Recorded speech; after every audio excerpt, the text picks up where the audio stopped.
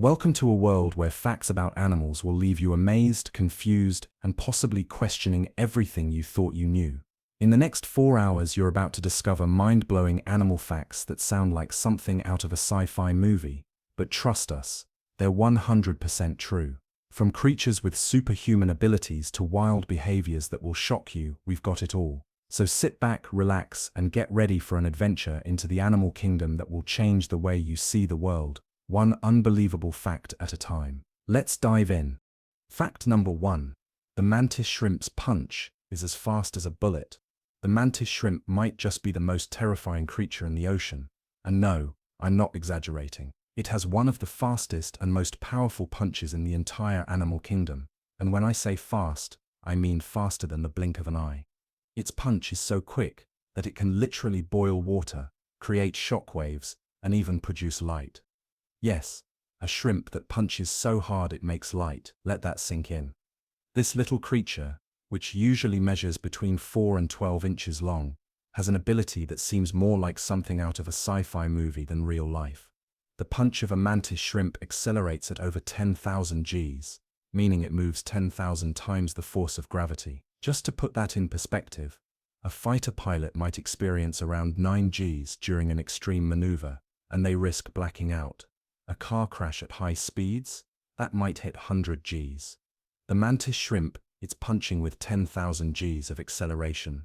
Underwater, this tiny powerhouse delivers a punch that moves at 50 miles per hour, which might not sound crazy at first until you realize that it's happening in water, where resistance is way higher than in the air. If humans tried to throw a punch at that speed underwater, our arms wouldn't even be able to cut through the water properly, let alone make an impact. But the mantis shrimp, it's so fast that the water itself can't keep up, which leads to something insane called cavitation. Cavitation happens when the mantis shrimp moves its club-like appendage so quickly that it creates a pocket of low pressure in the water. This causes tiny bubbles to form, but these aren't just normal bubbles. These are superheated, high-energy bubbles that collapse almost instantly, releasing a shockwave so powerful that it can stun or kill prey even if the shrimp's punch completely misses. Imagine punching the air so hard that the air itself creates a blast strong enough to knock someone out. That's what the mantis shrimp does, effortlessly. And it gets crazier. When those cavitation bubbles collapse, they reach temperatures of up to 8,500 degrees Fahrenheit. For reference, that's hotter than the surface of the sun. Every time a mantis shrimp throws a punch, it's creating a tiny burst of extreme heat, and for a brief moment, a flash of light. So yes, this shrimp literally punches with the force of a bullet, creates boiling hot shock waves, and produces light in the process. Now, with a punch that powerful, you'd think the mantis shrimp would completely destroy its own body, right? After all, if a human tried to hit something that hard, they'd shatter every bone in their hand. But the mantis shrimp's clubs, its biological weapons, are basically indestructible. Scientists have studied them and found that these clubs are made up of 3 incredibly strong layers that are designed to absorb and distribute impact force. One layer is made of a material similar to bone, but much tougher, while the inner layers are built in a way that prevents cracks from spreading. It's so effective that researchers are actually using the mantis shrimp as inspiration for designing stronger materials for armor, airplanes, and even body protection. So what does the mantis shrimp do with this absurd amount of power? It absolutely wrecks anything in its way. It mainly feeds on hard-shelled animals like crabs, snails, and clams, creatures that most predators struggle to eat because their shells are too tough. The mantis shrimp, though, it just punches straight through them like they're made of glass. There's no struggle, no need for strategy, it just obliterates its prey in milliseconds. The impact is so strong that crabs don't even have time to react. 1 second they're alive, the next second they're in pieces. And it's not just small prey. There are documented cases of mantis shrimp breaking aquarium glass with their punches. Some aquarists have tried keeping them in regular glass tanks, only to wake up and find that the mantis shrimp shattered the walls and escaped. That's right, a shrimp that can punch its way out of captivity. Because of this, people who keep mantis shrimp as pets often have to use acrylic tanks instead, which are much harder to break. And before you ask, yes, mantis shrimp can hurt humans. There are plenty of reports of divers or aquarium keepers getting hit by one, and the results aren't pretty. They're nicknamed thumb splitters, because if you're unlucky enough to get punched by one, It can cause serious cuts, bruises, or even break small bones. If a mantis shrimp were the size of a human, its punch would be stronger than a shotgun blast. Fortunately for us, they don't get any bigger than a foot long, but even at their small size, they are absolute nightmares for anything in their way. Mantis shrimp are also incredibly aggressive, even towards their own kind. In the wild, if two mantis shrimp cross paths, they don't just walk away, they fight. And not just any fight, they duel. They trade punches back and forth, striking each other with brutal force until one of them either retreats or dies. Imagine getting into a boxing match where every single punch is strong enough to break bones. That's what a mantis shrimp fight is like. Even animals that are known for being tough, like octopuses, tend to avoid messing with mantis shrimp. There have been cases where an octopus, one of the smartest predators in the ocean, tried to grab a mantis shrimp, only for the shrimp to punch it so hard that it died instantly. When an animal is smart enough to recognize that something is too dangerous to fight, you know it's on a whole different level. So let's recap. The mantis shrimp punches so fast that it creates explosions underwater. It moves so quickly that it boils water and generates light. It has armor-plated fists that are nearly indestructible. It punches so hard that it can shatter bones, break aquarium glass, and kill prey instantly. And if all of that wasn't enough, it's also one of the most aggressive, fearless creatures in the ocean. This is a real-life superweapon, small, unassuming, but one of the deadliest punches on the planet. If this thing were the size of a human, there wouldn't be a single creature on Earth. Fact number 2. Octopuses can edit their own genes. Octopuses are already some of the most bizarre creatures on Earth. But what if I told you they could do something that almost no other animal can? They can edit their own genetic code, essentially rewriting their biology in real time. This isn't some sci-fi concept. It's a scientifically proven ability that gives them an almost alien-like level of adaptability. To understand how mind-blowing this is, let's first talk about how genes usually work.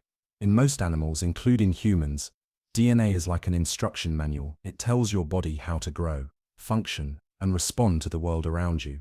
Normally, if an animal needs to adapt to a new environment, that process takes thousands or even millions of years through evolution. Mutations occur randomly, and only the ones that help an animal survive get passed down to the next generation. It's slow, inefficient, and completely out of the individual animal's control. But octopuses? They don't play by those rules. Instead of waiting for evolution, they just rewrite the code themselves. Here's how it works. Instead of depending solely on DNA to dictate how their bodies function, octopuses rely on something called RNA editing. If DNA is the master instruction book, then RNA is like a temporary copy of one specific page that your body uses to do things like make proteins, build cells, and function properly. In most animals, RNA just follows the script exactly as DNA wrote it. But octopuses, they edit their RNA in real time, changing how their bodies function on demand, without altering their DNA at all. And they do this constantly. In fact, scientists discovered that octopuses routinely rewrite over 60% of their RNA in their nervous system alone. That means their brains, their neurons, their entire way of processing the world, all of it is being rewritten on the fly. One of the wildest examples of this happens in cold water. Normally, when temperatures drop, an animal's neurons slow down or even start misfiring. For most species, this would mean slower reflexes, sluggish movement, or even death. But not octopuses. When exposed to colder environments, they don't wait for evolution to catch up. They just edit their RNA to keep their neurons firing properly. Scientists took 2 species of octopuses, one that lived in warm water and one in cold water.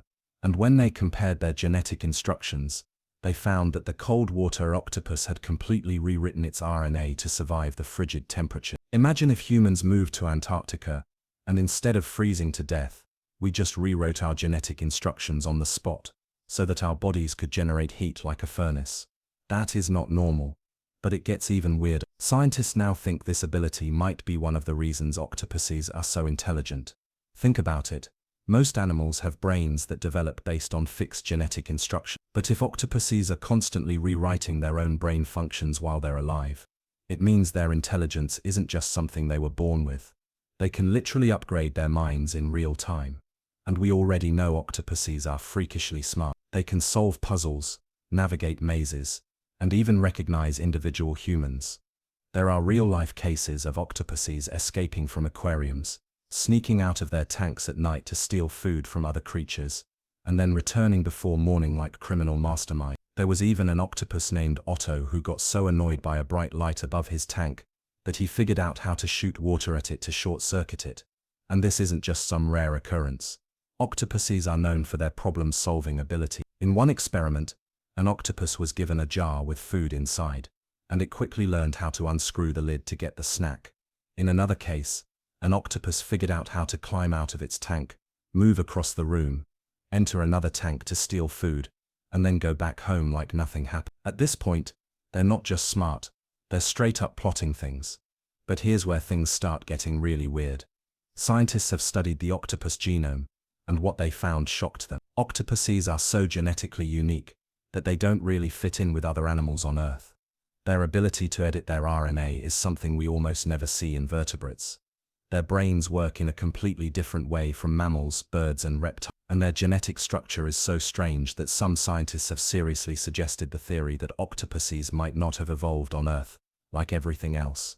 Now, to be clear, that doesn't mean they're literally alien, but it does mean that their evolutionary path might be entirely separate from the rest of life on this planet. There's even a theory that their ancestors could have originated from space-borne genetic material, meaning that octopuses might have evolved under conditions that are totally different from the rest of the animal kingdom. And even if they're not aliens, just think about how strange they already are. They have 3 hearts, their blood is blue, and they can squeeze their entire body through a hole the size of a coin. They can change color instantly despite the fact that they're technically colorblind. They can regenerate lost limbs, camouflage perfectly, and even use tools, something we used to think only humans and primates could do.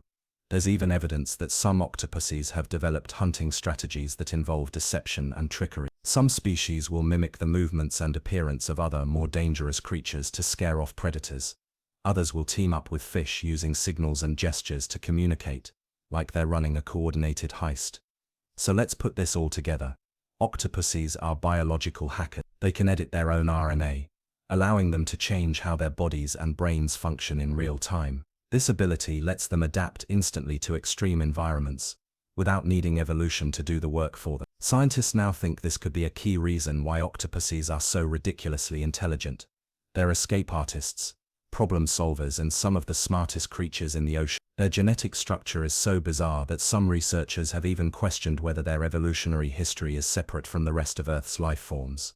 If there's any animal that seems too weird to be real, it's the octopus. But not only are they real, they're rewriting the rules of biology in ways we still don't fully understand.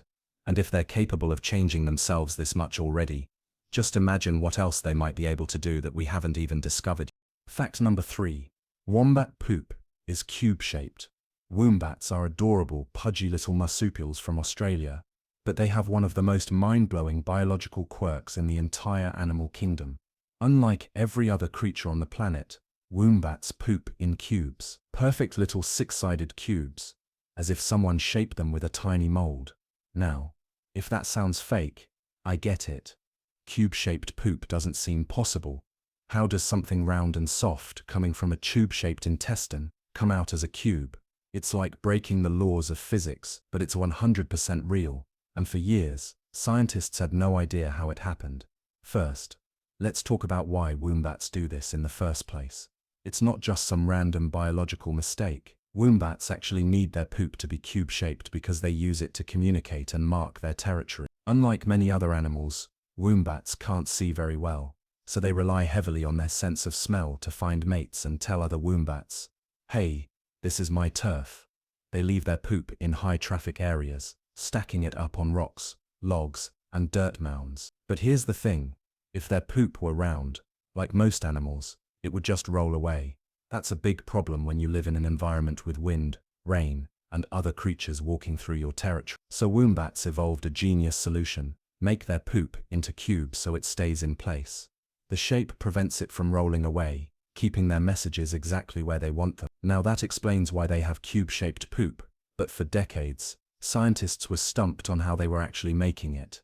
No other animal on Earth produces cube-shaped poop, so how does a soft, flexible intestine produce a solid geometric shape? At first, researchers thought maybe it was just the way wombats moved, Maybe some kind of muscle contraction was squishing the poop into cubes.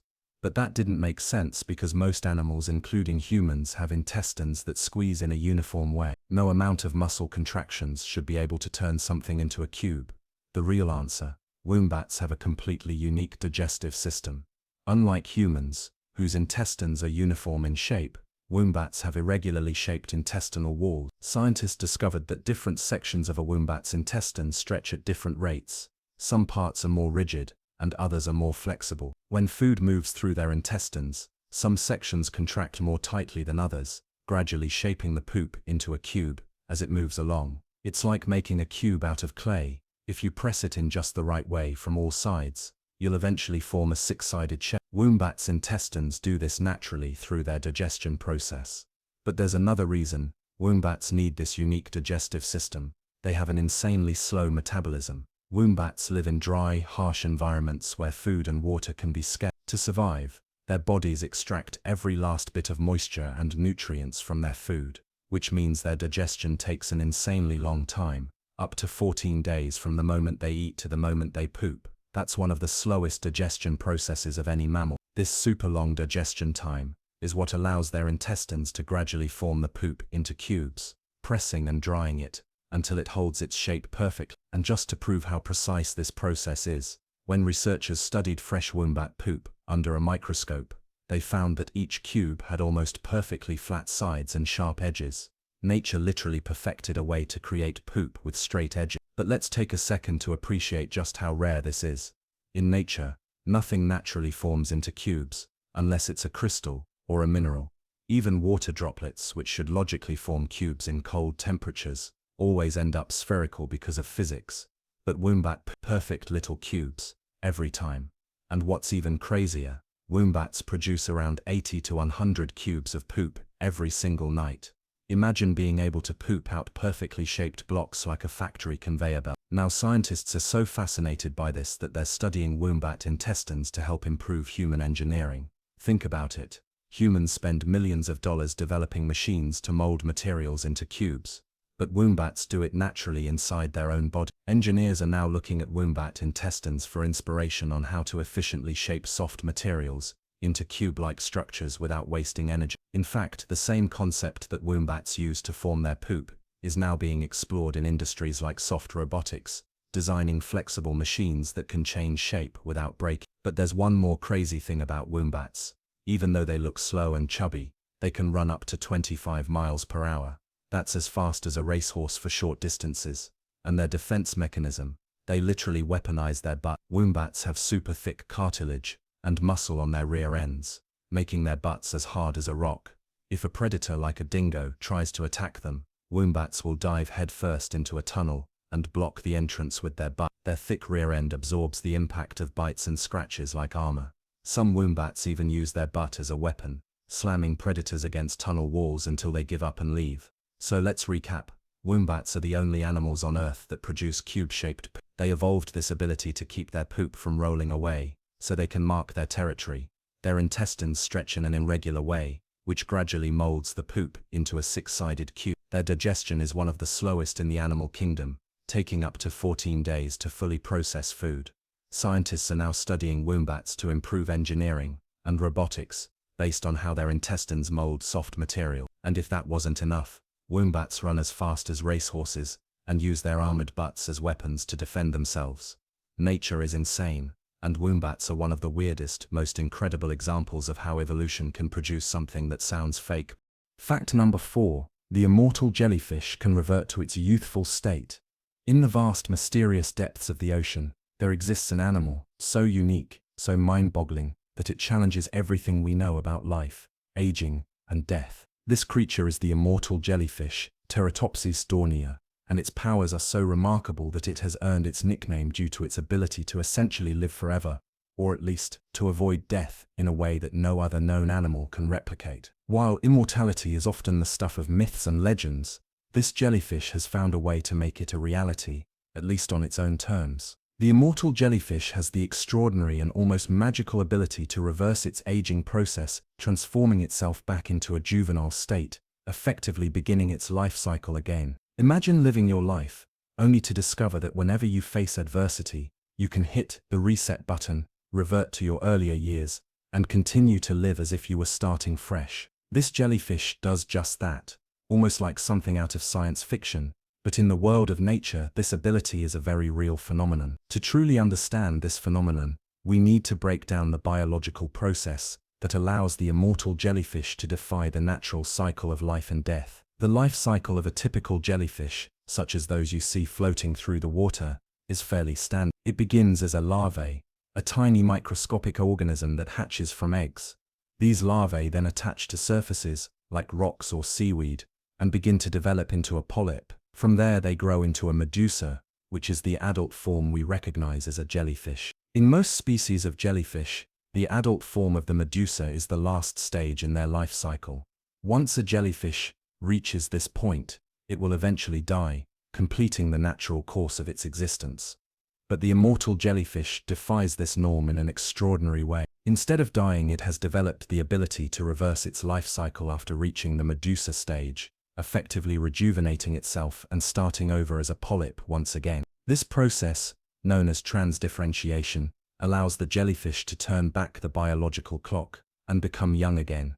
At first glance, the idea of an animal that can revert to an earlier life stage seems too fantastical to be true. However, transdifferentiation is not an entirely unknown process in the biological world. It's the transformation of one type of cell into another, something that's typically seen in the process of regeneration, like when certain animals grow back lost limbs or organs. In the case of the immortal jellyfish, the process is much more extreme.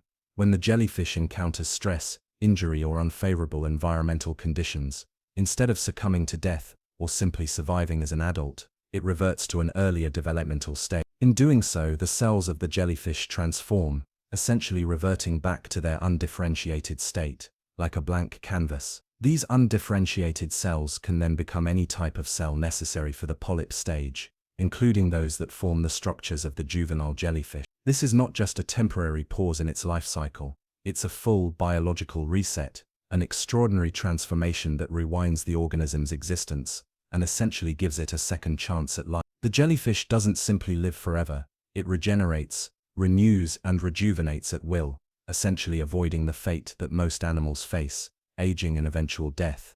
But how does this all work on a cellular level? The process of transdifferentiation is still not fully understood, but scientists have uncovered some fascinating clues.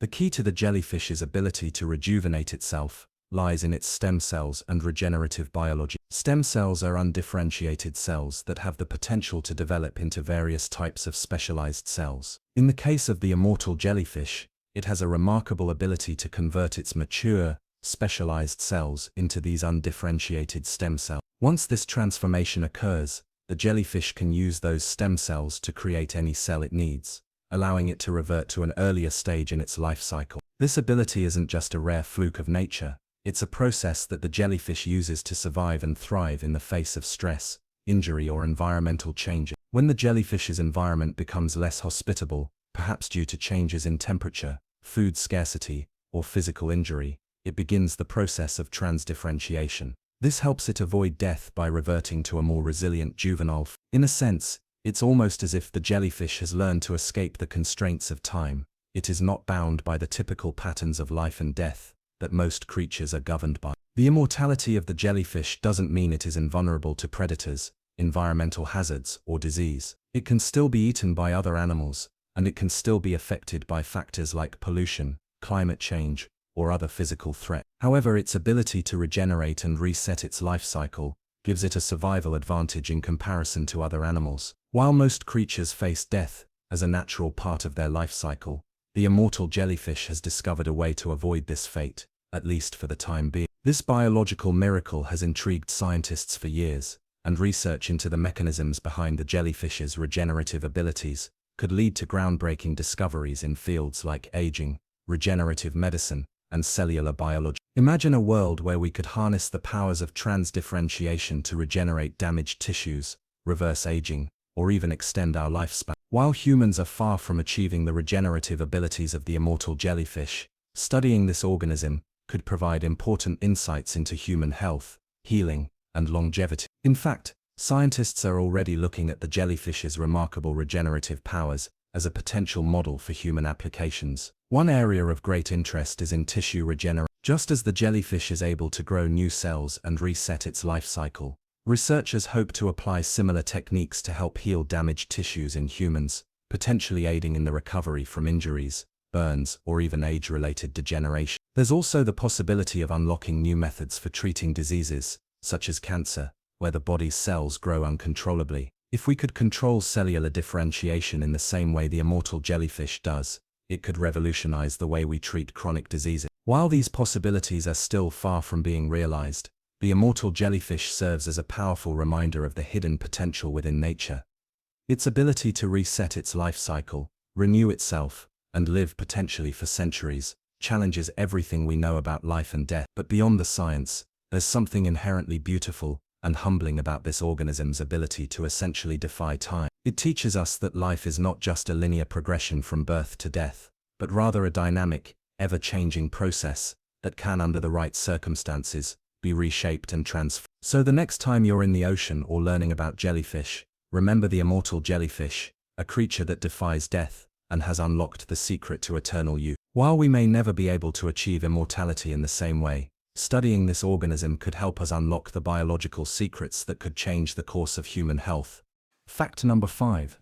Elephants have incredible memories and can recognize people after many years. Elephants are often regarded as one of the most intelligent creatures on the planet. Their intelligence goes beyond basic problem solving. They exhibit behaviors that suggest deep emotional and cognitive complexity. Among the many fascinating aspects of elephant behavior, one of the most striking is their unbelievable memory. The phrase "elephants never forget" might sound like just a catchy saying, but it's backed up by some truly astonishing abilities when it comes to remembering faces, locations, and past experiences. For elephants, their memories serve a variety of purposes, from survival in the wild to maintaining social bonds. What makes elephant memory so incredible is the sheer detail and longevity of the information they retain. Elephants can recall experiences and individuals from many years ago, which is something most animals, including humans, struggle to achieve. Let's break down exactly how their memory works and why it plays such an essential role in their lives. Elephants are known for their strong social bonds, and part of what enables them to maintain these relationships is their ability to recognize one another. They can remember each other's faces, voices, and scents for many years. This isn't just about recognizing their family members, it extends to remembering individuals they've met briefly in the wild, or even humans they've interacted with. Imagine meeting someone once, and then being able to recall them by face, smell, or voice years later. That's a level of memory retention most humans would be jealous of. In the wild, elephants live in large family groups known as herds, which are typically led by the eldest female, the matriarch. The role of the matriarch is vital to the survival of the group, as her extensive knowledge of the environment is passed down through generations. The matriarch's memory allows her to remember the locations of watering holes, safe migration paths, and seasonal variations in food availability. This information is crucial for ensuring that the herd can navigate vast distances and find resources, particularly during dry seasons or droughts. This transfer of knowledge is something that cannot be overlooked. The older elephants, especially the matriarchs, serve as walking encyclopedias for their families. The younger elephants rely on the matriarch's memories, as she knows where the food and water are located even when the environment is constantly changing. Elephants living in arid regions or areas prone to droughts would struggle to survive without this passed-down wisdom. The fact that these elephants have memories that span decades makes them incredibly resilient in environments that change constantly. The memory of a matriarch also aids in recognizing and avoiding dangerous areas, such as regions where there might be predators or humans who pose a threat. This form of memory helps the herd to safeguard itself by avoiding risky encounters based on the matriarch's recall of prior experience. It also allows them to adapt to changing conditions, such as moving away from areas where there's been human encroachment, or where food sources have dwindled due to overgrazing or seasonal changes. Another remarkable aspect of elephant memory is how it affects their emotional and social lives. Elephants are known to form very strong emotional bonds with other elephants. These bonds are maintained through constant interactions, both physical and social. For example, young elephants are particularly close to their mothers and will often follow them around, mimicking their behaviors and learning survival skills. The emotional bond between a mother and her calf is incredibly strong, and it's largely rooted in their ability to remember one another and their shared experiences. Interestingly, Elephant memory isn't just limited to remembering family members, they also have the capacity to recognize individuals from outside their herd. Researchers have observed that elephants will react differently to different humans depending on their past experiences with. Elephants can remember specific humans, and even after many years of separation, they can recognize a person based on their scent, voice, or appearance. This ability to recognize individuals is particularly significant when you consider the fact that elephants have complex emotions like grief, joy, and even forgiveness. They don't just remember people for their practical role in their lives, they remember the emotional impact those people had. In some studies, elephants have been shown to react more positively to humans who treated them kindly in the past, while they show visible distress or aggression toward people who have harmed them. This shows that elephants are capable of remembering both positive and negative interactions, which influence their behavior moving forward. The emotional memory elephants hold onto is deeply tied to their social dynamics and survival tactics. To understand how elephants have such impressive memories, we need to dive into their sensory abilities. One of the reasons elephants have such remarkable memory is their acute sense of smell. Elephants have an extraordinarily developed olfactory system, allowing them to detect and remember scents over long distances. In fact, elephants are known to recognize each other through scent, and they rely on their sense of smell to identify their herd members, even if they haven't seen each other in years. Their keen sense of smell allows them to navigate the environment by detecting the presence of food, water, and even potential threats from miles away. In addition to smell, elephants also have an excellent sense of hearing. They can detect low-frequency sounds called infrasound that travel long distances. This ability allows them to communicate with each other over vast expanses, and it also helps them recognize familiar sounds. For example, they can recognize the sounds of family members and the calls of other elephants in their area. This long-range communication plays a significant role in their social structure, and is yet another way they use their memory to maintain relationships and stay connected with their herd. One of the most astonishing aspects of elephant memory is their ability to remember humans, not just any human, but specific individuals they've encountered in the past. In several studies, elephants have been shown to recognize humans they haven't seen for many years. This ability to remember specific human faces, voices, and even scents is something that sets elephants apart from many other animals. For example, elephants that have been mistreated or abused by humans can develop an intense distrust of humans, even if they've had positive interactions with others. Elephants who've had traumatic experiences with poachers or zoo workers have been known to avoid humans who resemble those responsible for the abuse. On the flip side, elephants who've had positive interactions with humans, such as those in sanctuaries or conservation programs, will seek out familiar humans and exhibit friendly behaviors when interacting with them. This deep recognition and emotional memory are likely tied to the social nature of elephants. Because they live in large family groups and rely on social cohesion to survive, the ability to recognize both individuals within their herd and outside their herd is vital for their emotional stability. This memory enables them to form trusting bonds with humans who treat them well, but it also allows them to protect themselves from those who might harm them. The incredible memory of elephants is tied to their brain structure. Elephants have a large brain relative to their body size, and within that brain, they have an expanded hippocampus, the region of the brain that's responsible for memory formation. The hippocampus in elephants is particularly large compared to most other animals, and it plays a key role in their ability to retain spatial and emotional memory. This specialized brain structure allows elephants to remember intricate details about their environment, social interactions, and experiences.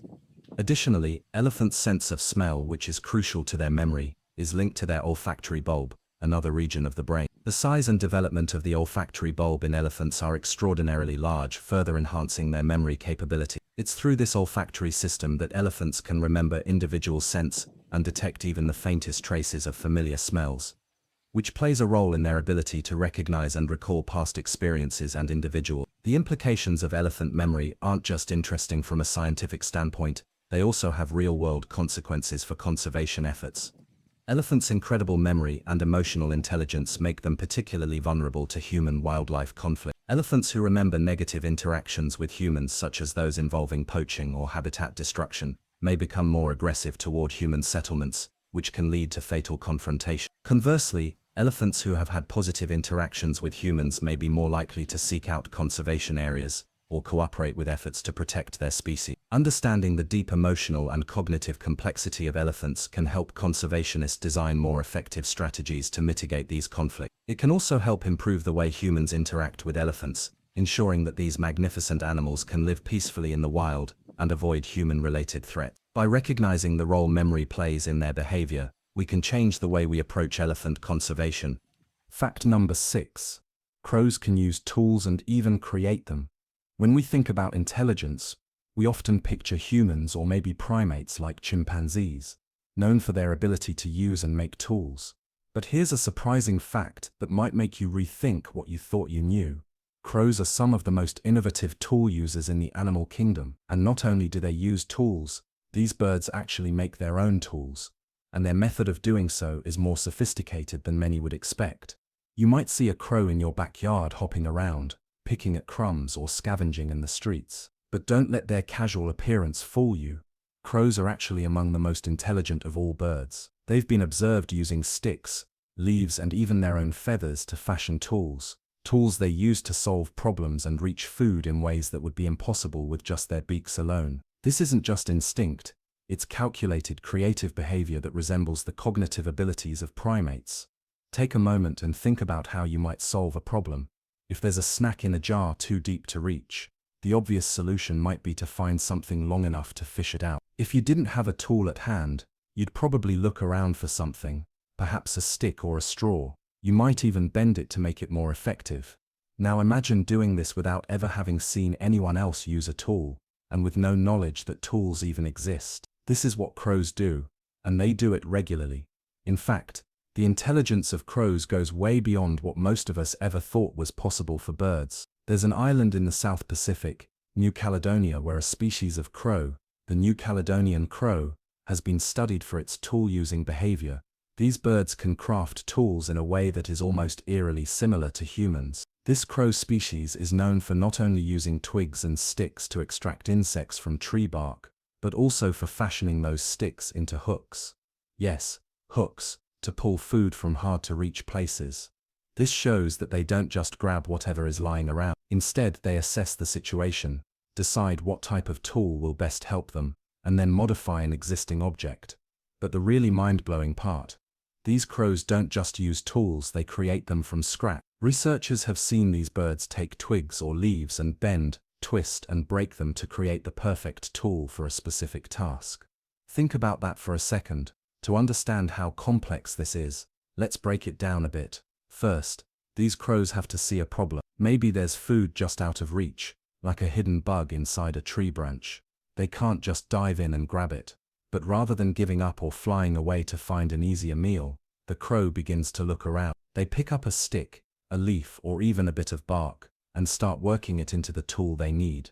The whole process is like a miniature version of what humans might do in the wild with the materials around them. Now the real magic happens when crows are faced with a problem that requires not one but two tools. In a study conducted by researchers, a crow was presented with a task where it had to use one stick to retrieve a longer stick, which was then used to get food from a box. The crow didn't just grab the first stick it saw and try to make do with that.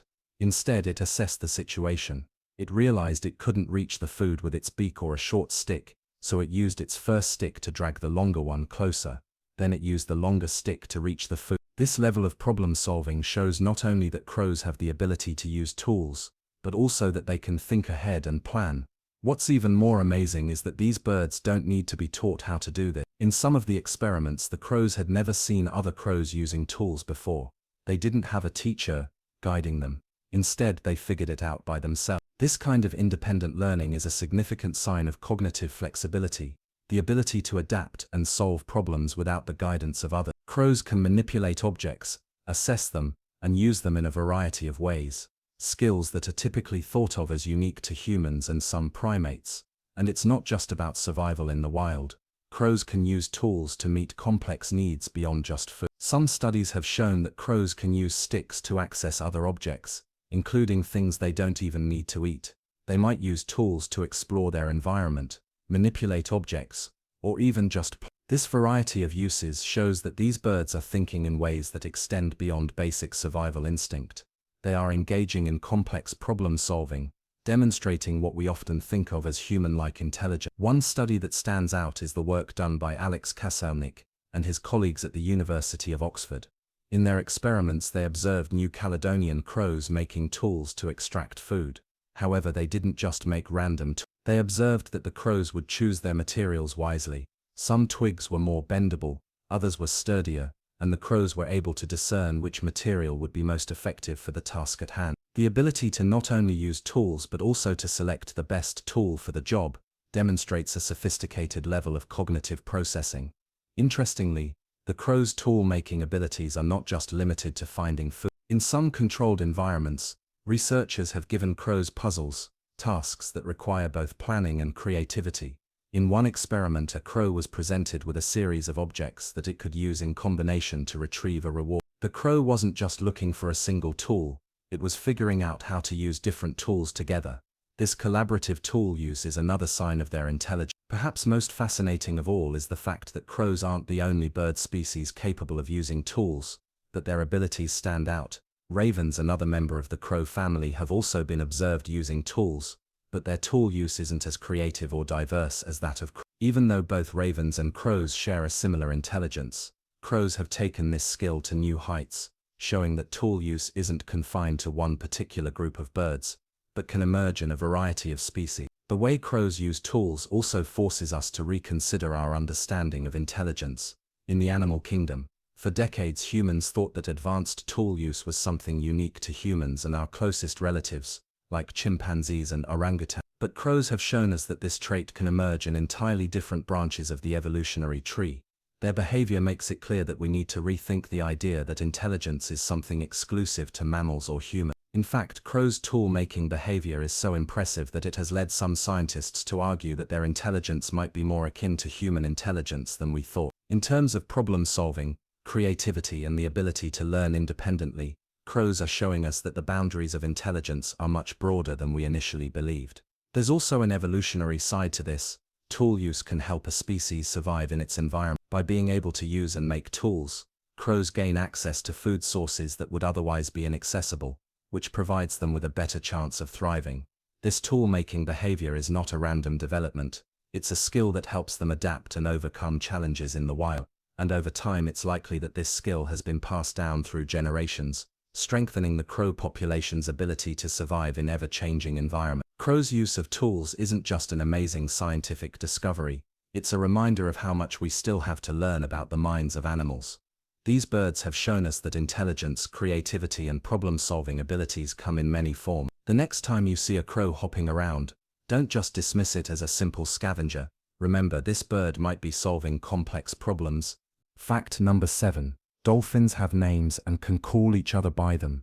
Dolphins are often regarded as some of the most intelligent animals on the planet, and for good reason. Their social structures, communication abilities, and problem-solving skills are nothing short of remarkable. But there's one fascinating aspect of dolphin behavior that might surprise you. Dolphins actually have names for one another, and they can call each other by these names, which is an extraordinary feat when you consider the complexity of their underwater world. Imagine being in the vast open ocean with your pod of dolphins. It's a place where communication becomes not just a convenience, but a necessity. Dolphins rely on sounds to communicate with each other, as the ocean is often murky and visibility is limited. They use these sounds to convey important messages, such as alerting the group about a predator, coordinating hunting strategies, or even just checking in with one another to ensure everyone's okay. But what if you needed to find a specific individual in a large pod?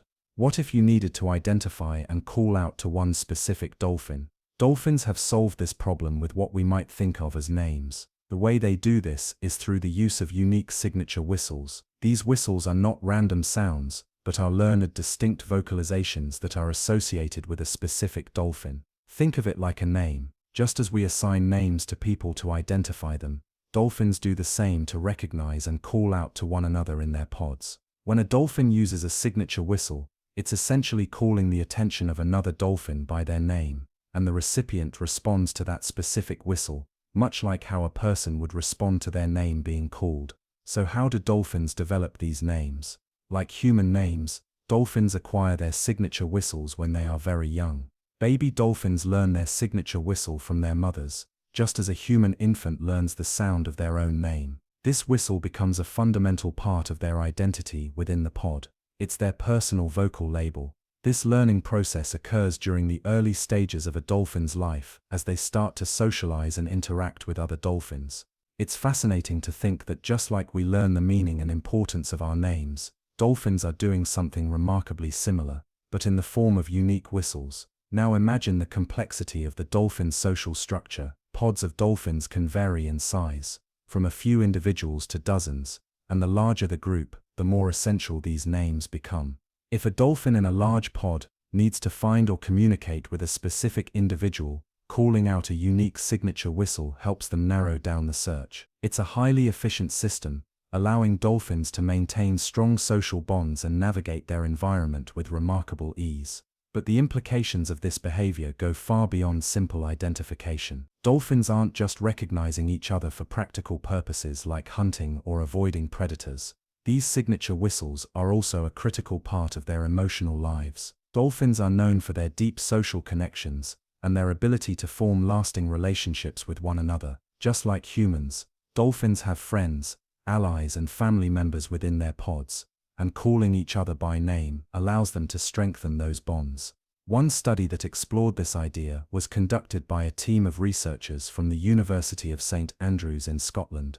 The researchers observed a group of bottlenose dolphins in the wild, and what they found was absolutely incredible. The dolphins would use their signature whistles not just for calling attention, but also when they were separated from their pods. This demonstrated that the whistles served an important role in maintaining relationships, even in the absence of visual contact. In other words, dolphins were able to recognize each other and keep in touch through sound alone despite the vastness of the ocean. In this study, the researchers played back recordings of the dolphins' signature whistles to see how the dolphins would react. Remarkably, when they heard their own signature whistle, the dolphins responded by swimming toward the source of the sound, even if it was coming from a speaker. This confirmed that dolphins can recognize their names and respond accordingly. More than that, it showed how dolphins use these whistles to navigate their relationships with one another. The fact that a dolphin could recognize its own whistle, even without seeing the source of the sound, is a clear sign of advanced cognitive abilities. But dolphins don't just use these whistles in the context of calling each other for attention or identification. The signature whistle plays a crucial role in maintaining the social structure of the pod. Dolphins are highly social animals, and they rely on these bonds to thrive in their environment. By using their signature whistles to call out to each other, they are reinforcing their social ties, ensuring that each member of the pod is recognized and acknowledged. This is especially important in larger pods, where individuals may not always be in close proximity to one another. Now let's dive into the science behind this. Why do dolphins develop signature whistles in the first place? It's all about communication and social structure. In the animal kingdom, communication plays a critical role in survival. For many species, the ability to communicate effectively with other members of the group can make the difference between life and death. Dolphins are no exception to this rule. In the wild, they rely on coordinated efforts to hunt for food, evade predators, and protect their young. Being able to communicate with one another efficiently is essential for maintaining the group's survival. But communication is not just about survival, it's also about connection. Dolphins form close-knit social groups, and the relationships within these groups are often built on trust and cooperation. By using signature whistles, dolphins can strengthen these relationships and ensure that every member of the pod feels included and valued. This system of names based on unique vocalizations is an example of how animals too form complex social networks. Interestingly, dolphins are not the only animals to use vocalizations as names. A few other species, such as certain species of birds and elephants, also have ways of identifying one another through sound. For example, elephants are known to use specific calls to identify family members, while some birds have distinct songs that help them recognize individuals. However, what makes dolphins' use of signature whistles particularly remarkable is the degree to which these whistles are used to navigate not just their immediate environment, but their emotional and social worlds as well. What's even more incredible is that dolphins can learn new whistles and modify their signature whistles throughout their lives. If a dolphin moves to a different pod, it might adapt its whistle to fit in with the new group. This flexibility in their communication system suggests that dolphins have a high level of cognitive adaptability, allowing them to adjust to different social dynamics and environments. So what does all this mean for our understanding of animal intelligence? The fact that dolphins have names and can call each other by them challenges our perception of what it means to be intelligent. We often think of names as something that's uniquely human, tied to our ability to create language and complex social structures. But dolphins have taken this idea and made it their own, proving that animals too can have highly sophisticated methods of communication that are just as nuanced and meaningful as human language.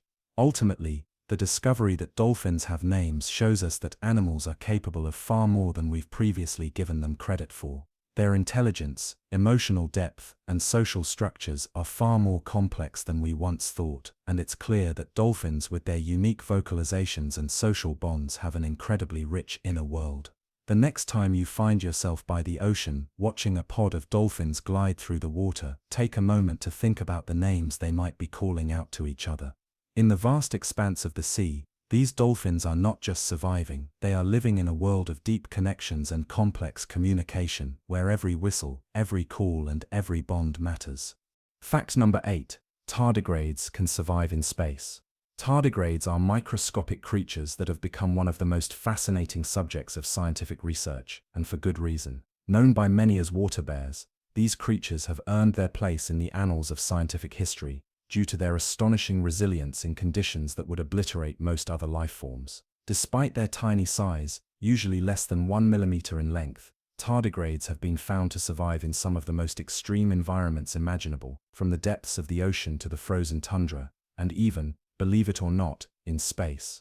If you've never heard of tardigrades before, let's take a closer look at who these creatures are, where they come from, and just what makes them so tough. Discovered back in 1773 by a German zoologist named Johann August Ephraim Goes, tardigrades are microscopic, water-dwelling animals that belong to the phylum Tardigrada. These tiny creatures may not seem impressive at first glance, but don't be fooled. Their survival skills are beyond extraordinary. They are some of the most resilient organisms on the planet, capable of withstanding conditions that no other animal could survive. The most impressive feat of the tardigrade is its ability to survive in space. Yes, space, the harsh vacuum, intense radiation, and extreme temperature fluctuations that make outer space one of the most hostile environments in the universe. It might sound impossible, but tardigrades have done it. In 2007, the European Space Agency (ESA) sent tardigrades into space as part of an experiment to study how these organisms would handle the extreme conditions of outer space.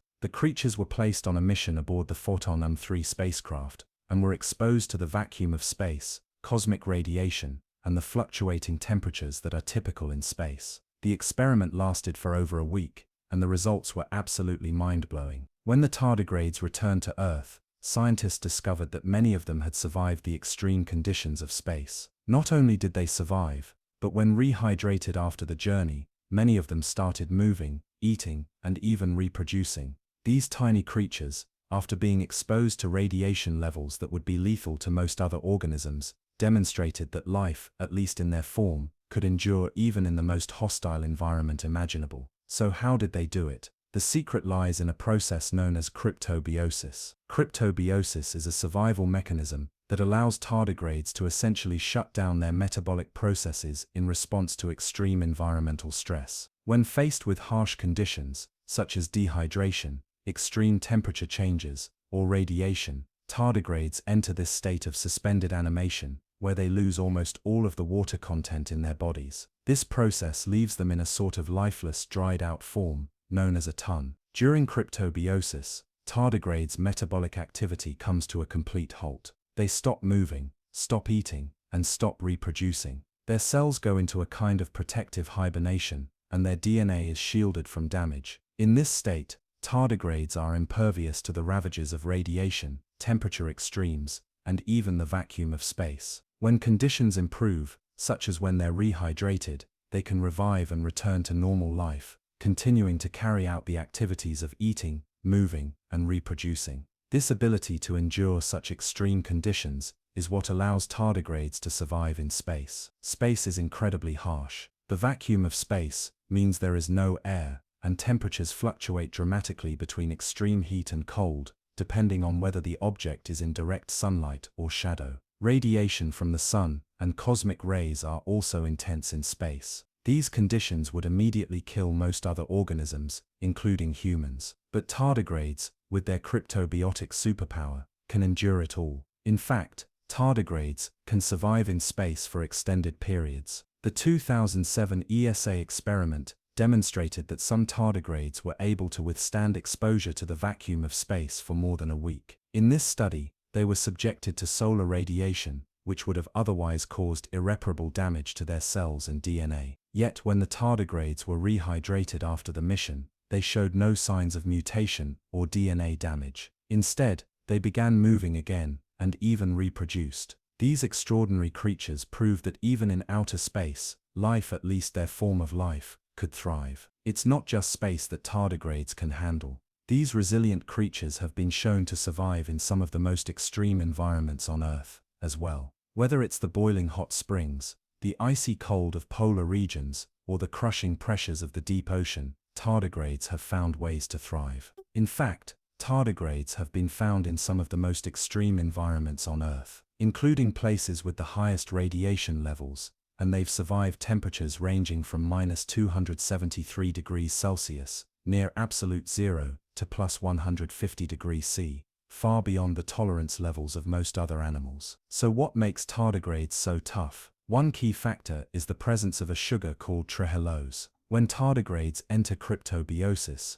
trehalose helps protect their cells from damage. This sugar stabilizes the proteins and cell membranes, preventing them from becoming damaged during dehydration. Without trehalose, tardigrades would not be able to survive the drying process, let alone endure the radiation and extreme temperatures found in space. Tardigrades are also known for their ability to repair damage to their DNA. When they are rehydrated after cryptobiosis, they can fix the breaks in their DNA caused by radiation and other stresses. This ability to repair their DNA is a crucial part of why they can survive in space and other extreme environments. It also allows them to survive radiation exposure that would otherwise be deadly to most living organisms. The fact that tardigrades can survive in space is a huge deal for scientists, especially those studying the potential for life beyond Earth. If tardigrades can survive the vacuum of space, could life elsewhere in the universe also survive in similar conditions? Could life have traveled across the vast expanse of space, hitching a ride on a comet or asteroid,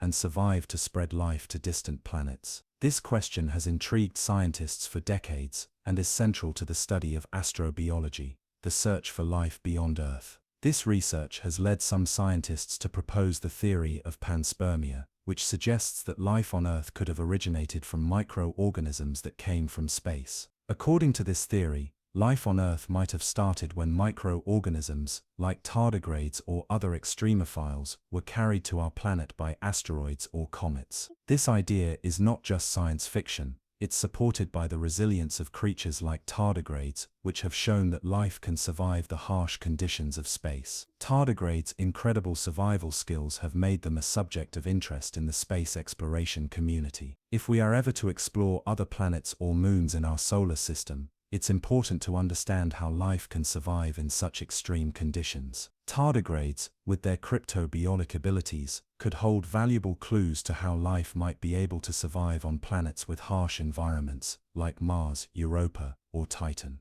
And it's not just about space travel. The study of tardigrades could have important implications for human medicine, particularly in the field of cryopreservation and organ transplantation. If scientists can understand how tardigrades protect their cells during dehydration and revive them after long periods of dormancy, it could lead to breakthroughs in preserving human tissues, organs, and even entire bodies for long-term storage. Imagine being able to freeze human organs, or even entire bodies, without causing the kind of cellular damage that currently occurs during freezing.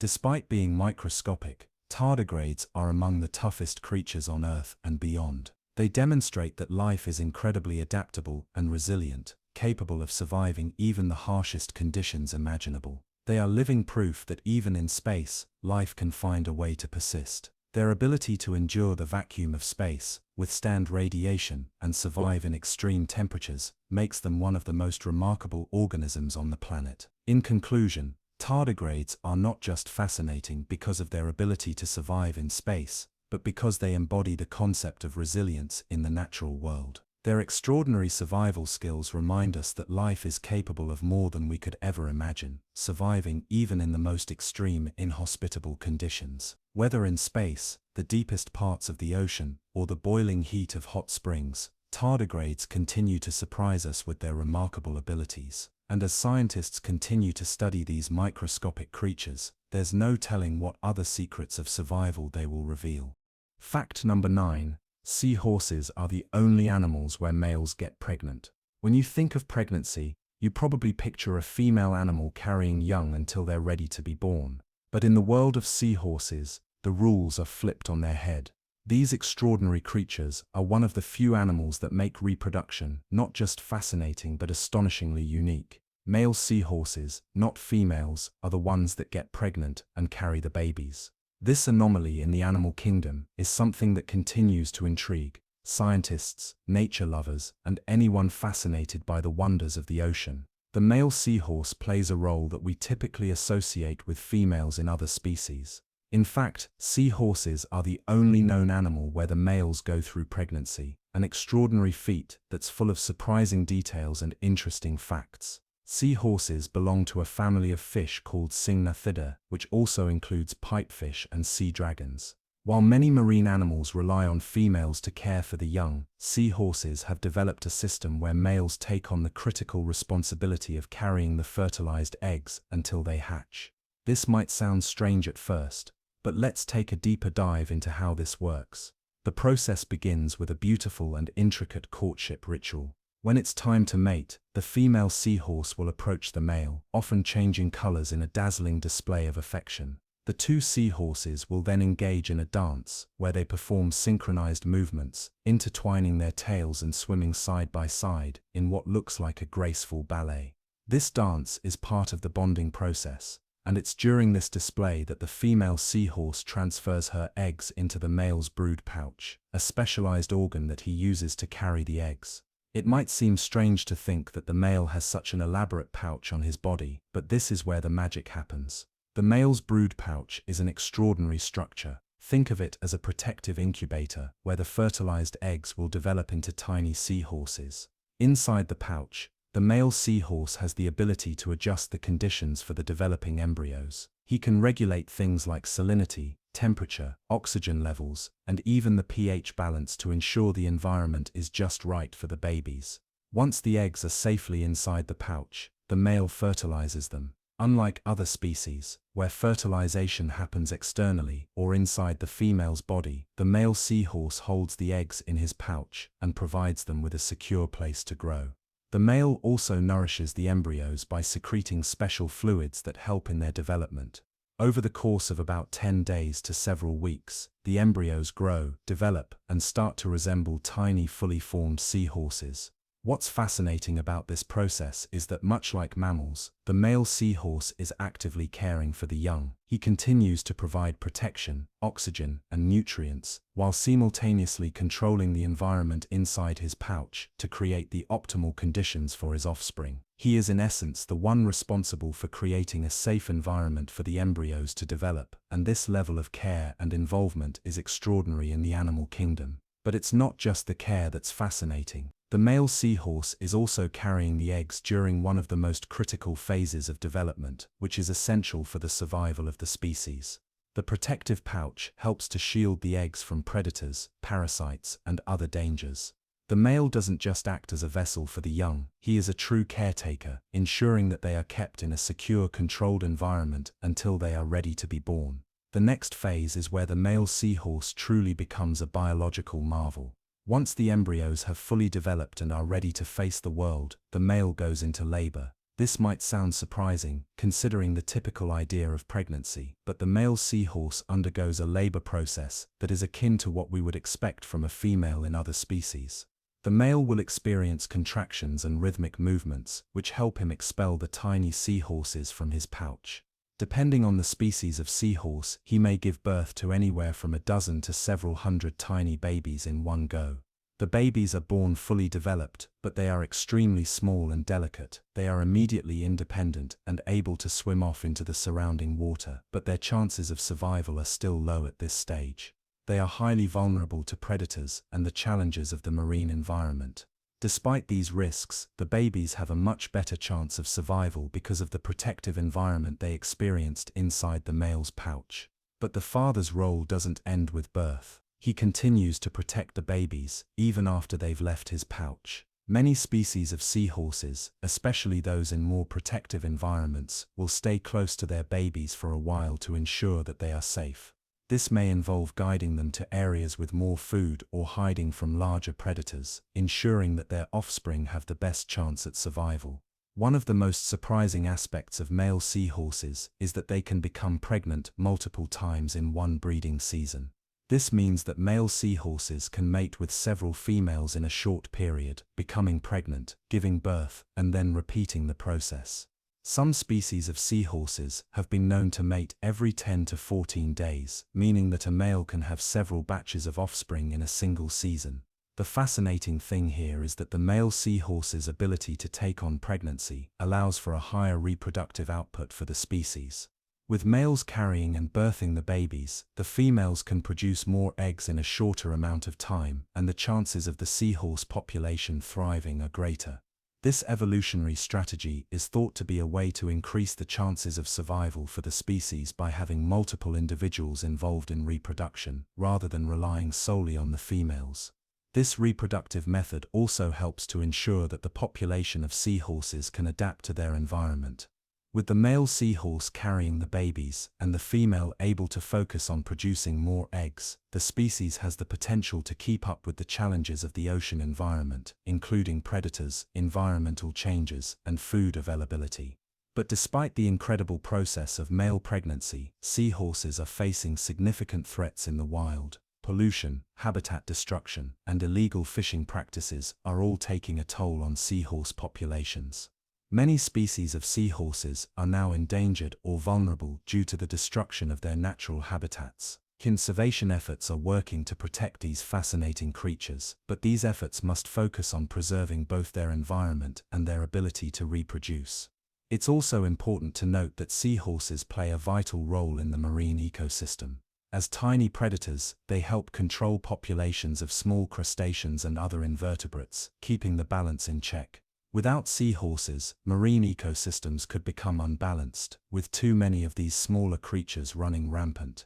The phenomenon of male pregnancy in seahorses has long captured the attention of researchers and scientists, not just because it's so unusual, but also because it offers insight into how evolution works.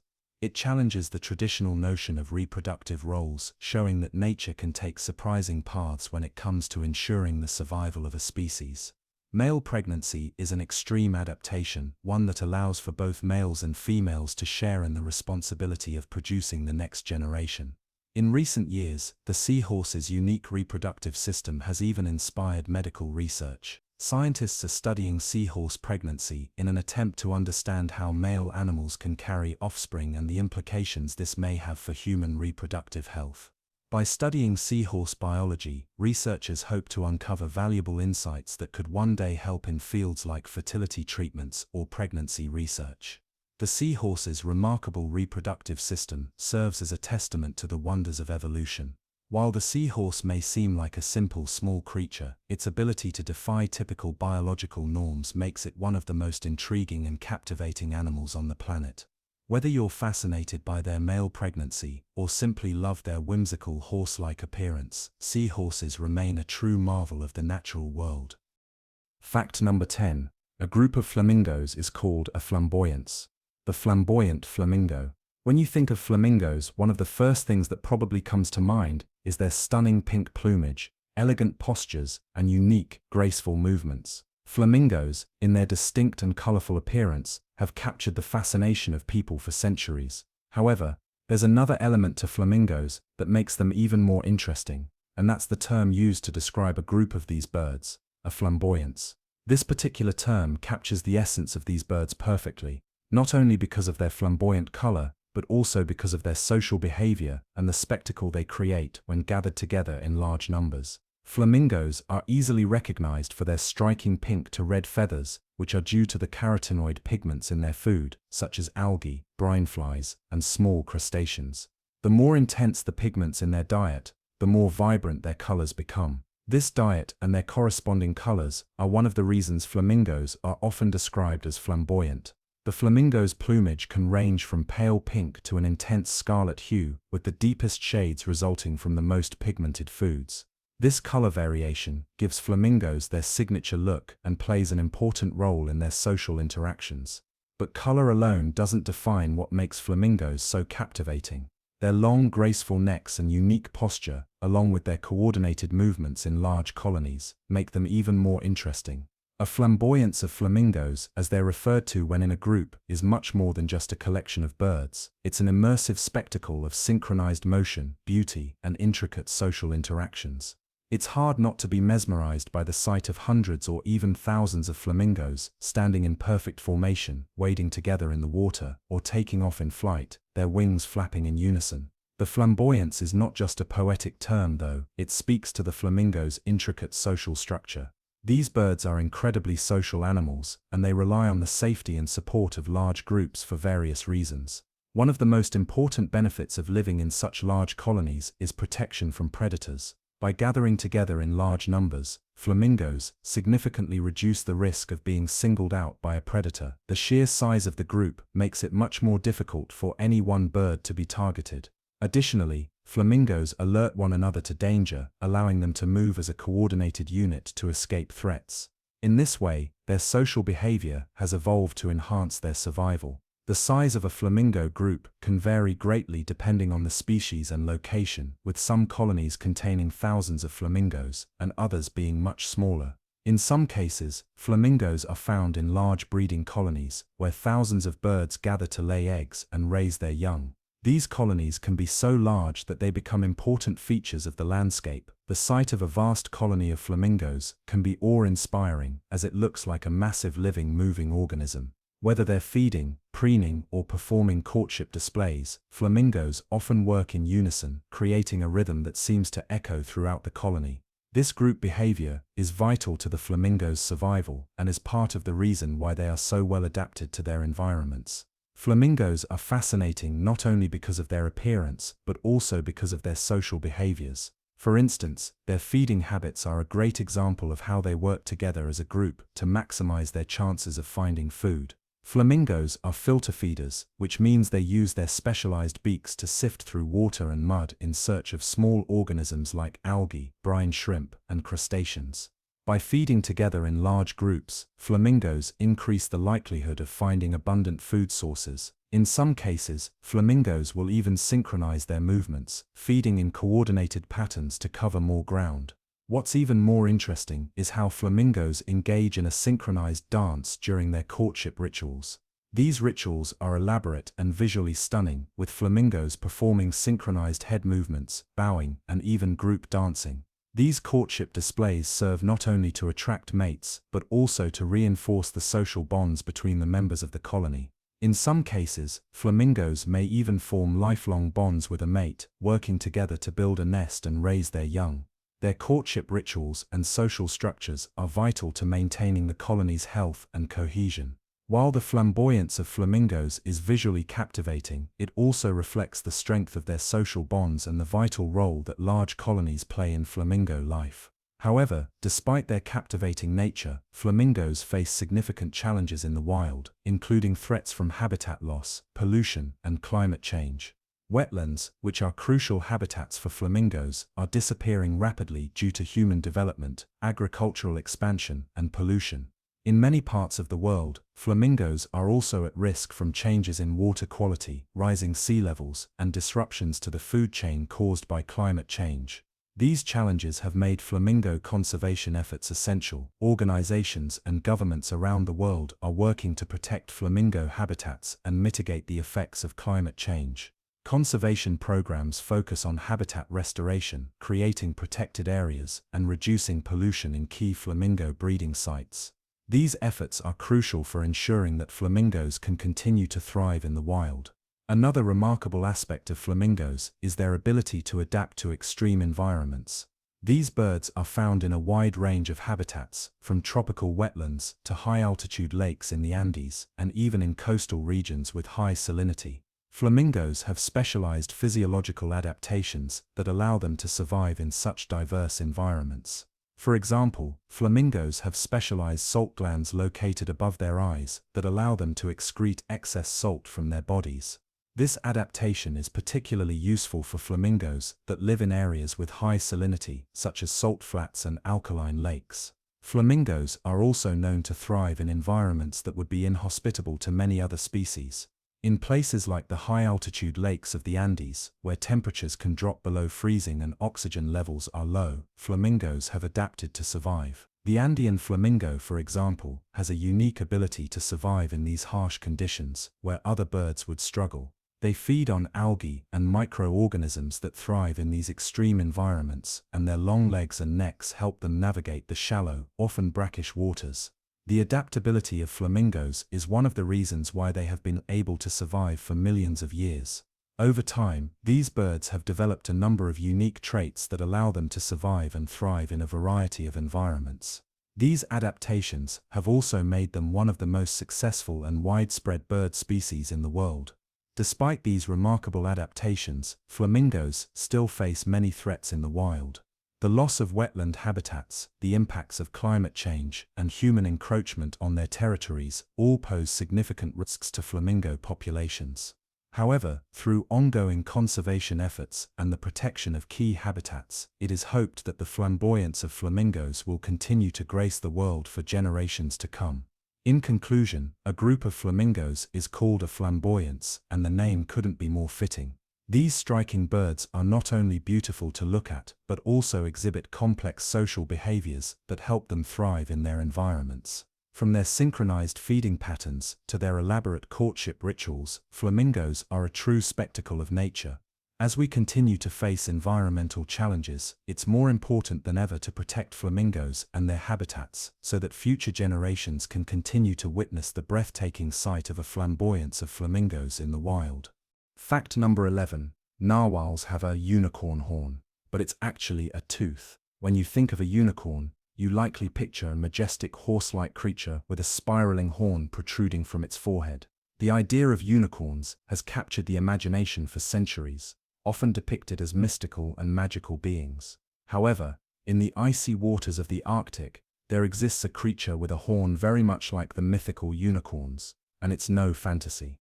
We're talking about the narwhal, a whale species found in the Arctic and known for its distinctive spiral tusk that extends from the male's head. While it may look like a unicorn's horn, it's actually a tooth, specifically a long spiral-shaped tooth that can grow up to 10 feet in length. Now, you may be wondering how a tooth could grow so large and what purpose it serves for the narwhal. The tusk is actually an incredibly fascinating and mysterious feature of the narwhal's biology. To fully understand this, we need to dive into the anatomy of the narwhal and its tusk, exploring what makes it unique and why it's so important to the species. Narwhals, which belong to the family Monodontidae, are marine mammals closely related to beluga whales. They are found primarily in the Arctic, where they navigate icy waters, using their tusks to help with survival in this harsh environment. These animals are relatively small compared to other whale species, with males typically measuring about 16 feet in length and females slightly smaller at around 13 feet. However, it's their tusks that make them so extraordinary. The narwhal tusk is actually an elongated version of the tooth found in most whales. In males, this tooth grows continuously throughout their lives and spirals to the left, resembling a corkscrew. Interestingly, not all narwhals have tusks. Approximately 15% of females don't develop tusks at all, and in some rare cases, a male may only have one tusk or no tusk. This is because the tusk is a dental anomaly that occurs when the upper left canine tooth fails to remain contained within the jaw and starts growing outward. The tusk itself is a sensory organ with thousands of nerve endings, making it a highly sensitive structure. Scientists believe that narwhals use their tusks for several different purposes, from navigation to social signaling. The tusk is covered in a layer of enamel and has a helical spiral shape, which gives it its distinctive appearance. It's thought to be a crucial tool for the narwhal's interaction with its environment. One of the leading theories about the purpose of the narwhal tusk is that it plays a role in mating rituals. Male narwhals are known to engage in behavior referred to as tusking, where they use their tusks to engage in combat with one another. This behavior, in which males rub their tusks together, may help establish dominance or serve as a display of strength to attract potential mates. It's a fascinating sight to behold, with the males seemingly parading their tusks like battle swords, clashing in the frigid waters in a demonstration of physical prowess. However, the tusk isn't just a tool for male rivalry. It also likely serves as an indicator of health and genetic fitness. Since only the strongest males are able to grow the largest, most well-developed tusks, the size and condition of the tusk may be a visual signal of a male's overall fitness to potential mates. In this way, the tusk functions in a similar way to the antlers of deer, which are used to display strength and compete for mates. Beyond mating, the tusk may serve a more practical function in the narwhal's daily life. The tusk is thought to assist with navigation and hunting in the icy waters. The tusk's sensitivity may help the narwhal detect changes in water temperature, salinity, and pressure, giving it more information about its surroundings. This could be especially helpful when the narwhal is swimming beneath the ice, searching for food. The tusk could act like a sonar tool, helping the narwhal detect subtle changes in its environment and avoid hazards like shifting ice or deep underwater trenches. Another theory about the narwhal tusk suggests that it helps the animal maintain its balance and stability in the water. Given that narwhals spend much of their time diving deep into the Arctic waters, having an additional appendage to help them maintain equilibrium could be useful. While this is a less widely accepted theory, it's still one of the possibilities that scientists continue to study. Interestingly, despite its impressive length and spiral shape, the tusk is not a weapon for hunting. Narwhals are filter feeders and typically feed on fish, squid, and shrimp. The tusk isn't involved in catching or hunting prey. Rather, it's believed to be used more for social interaction and navigation. Narwhals primarily rely on echolocation for hunting and navigation, a skill shared with many other whale species. They send out sound waves, which bounce off objects in the environment, helping them locate food and avoid obstacles.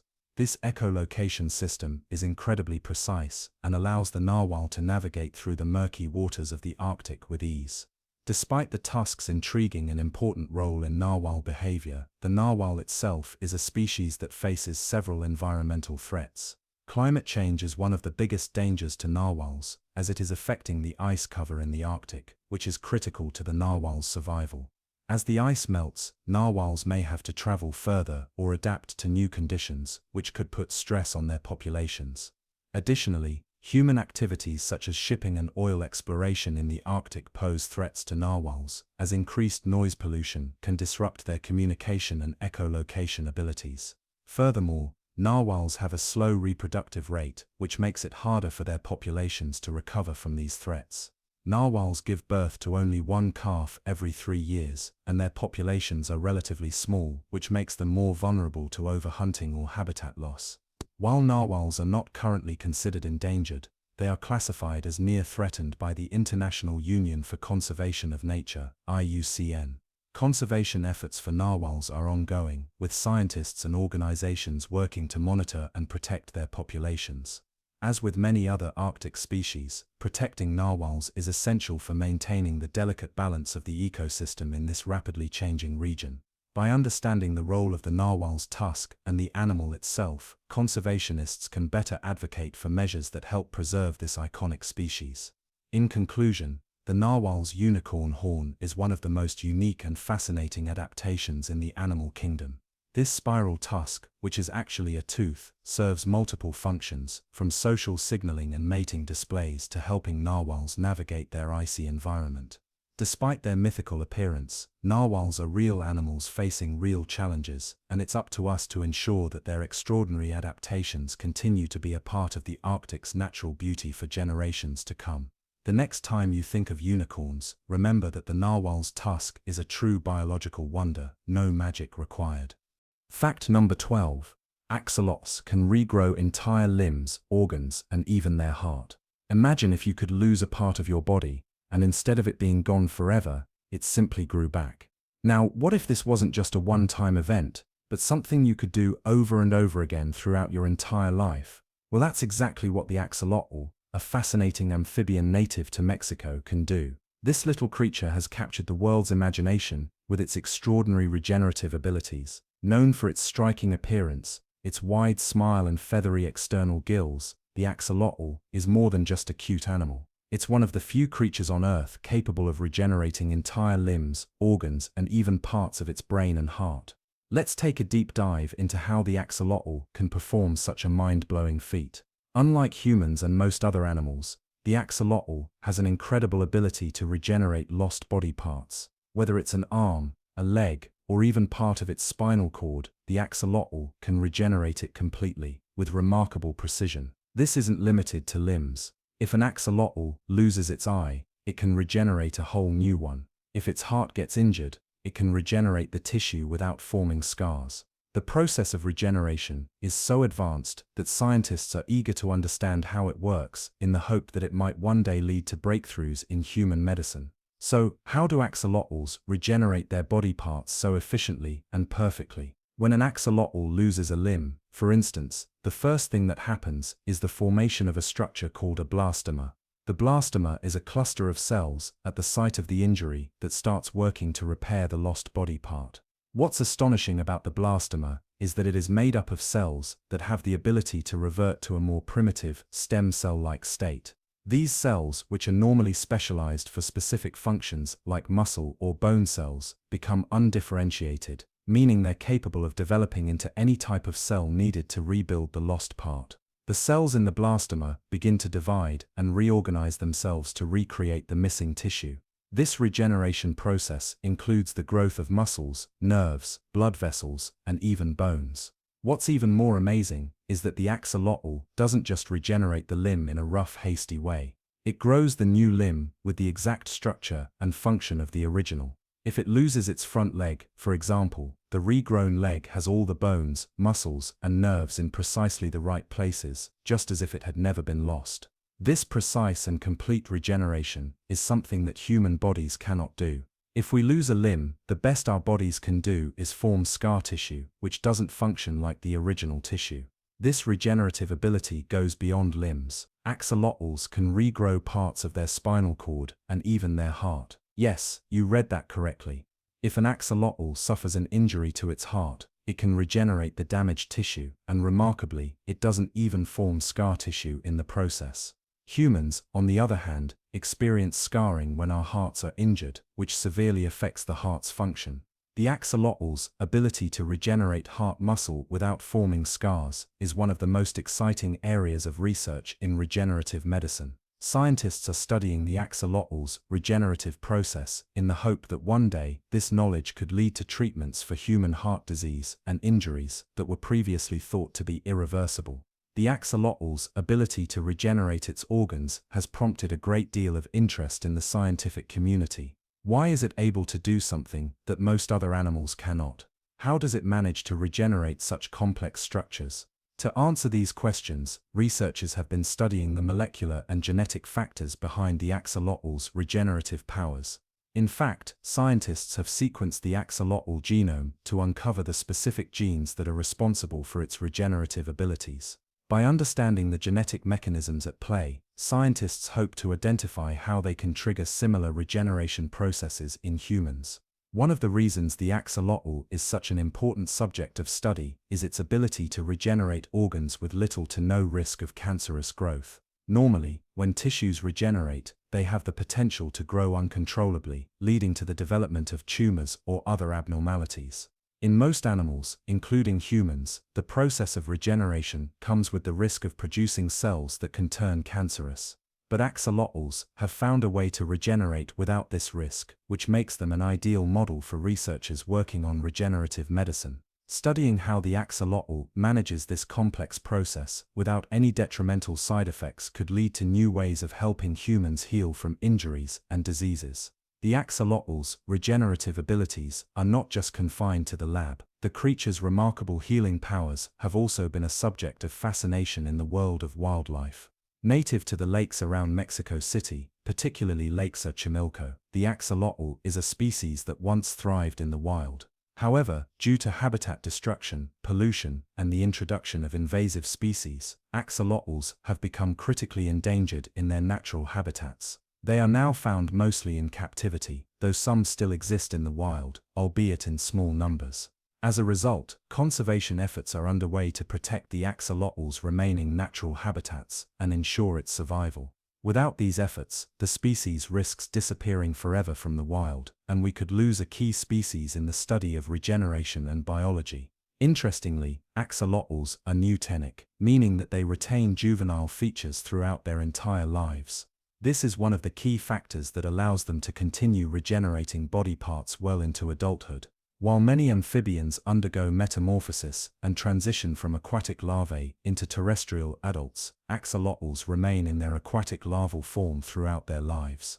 This means that they never lose their external gills or the ability to regenerate their body parts. This is a unique feature in the animal kingdom and a key reason why axolotls are so valuable to scientific research. As if these capabilities weren't enough to make axolotls fascinating, there is another layer of intrigue to these creatures.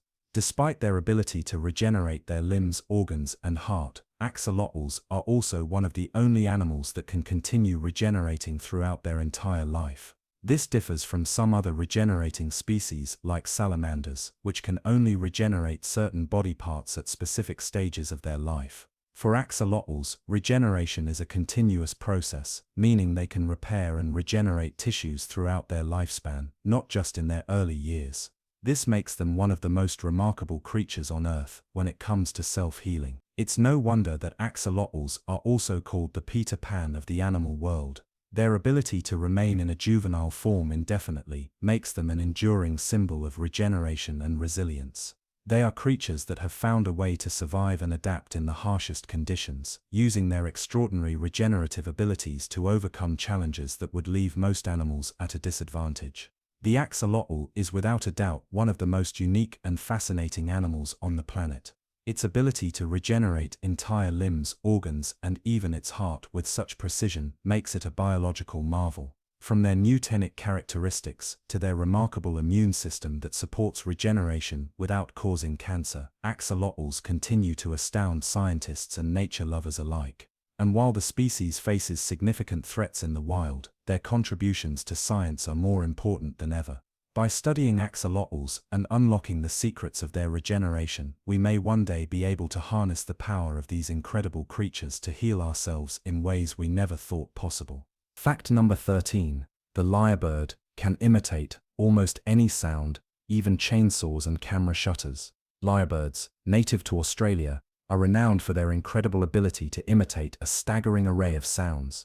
These birds, specifically the superb lyrebird, have made a name for themselves in the animal kingdom as some of the most sophisticated vocal mimics. When you think of animals that can imitate sounds, you might picture parrots, but lyrebirds take mimicry to a whole new level. These birds can replicate the calls of other birds, the sounds of nature, and surprisingly, even mechanical noises such as chainsaws, camera shutters, and even human speech. What makes this mimicry so impressive is not just the variety of sounds they can produce, but the accuracy with which they replicate them. Lyrebirds don't just imitate sounds randomly, they reproduce them with such precision that it's often difficult to tell whether you're hearing the actual sound or the lyrebird mimicking it. And these imitations are far from one-off occurrences. Lyrebirds can incorporate an immense range of sounds into their repertoire, from animal calls to human-made noises, creating performances that are nothing short of extraordinary. So, how do these birds manage to mimic sounds so well? The answer lies in their specialized vocal organ known as the syrinx. The syrinx, which is unique to birds, allows them to produce an extraordinary range of sounds, including those that seem almost impossible to replicate. It's an organ that functions like a voice box, but far more complex.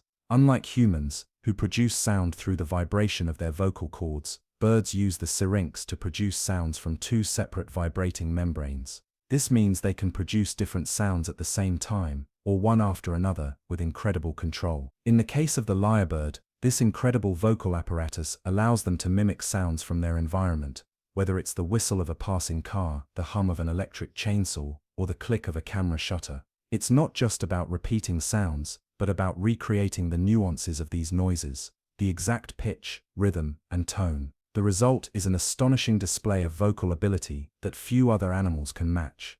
The lyrebird's mimicry is also deeply connected to its environment. These birds live in dense Australian forests and woodlands, where they are surrounded by a rich variety of sounds. They don't just mimic bird calls, they incorporate the sounds of the forest itself into their vocal repertoire. Male lyrebirds in particular are known to take advantage of their surroundings during the breeding season. They use their mimicry as part of an elaborate courtship display to attract females. A male that can mimic a wide range of sounds, including the calls of other birds or even the sounds of the environment, is considered more impressive and more likely to win the attention of a mate. The importance of mimicry in the lyrebird's mating rituals cannot be overstated. During the breeding season, male lyrebirds put on elaborate vocal performances, showcasing their vocal versatility. They will sit on prominent perches, puff out their chest, and belt out an incredible range of sounds. Some of these performances last for hours, and the males often combine bird calls with human-made noises, from car alarms to camera clicks. These performances are a way for males to prove their fitness to potential mates. It's like a competition for attention,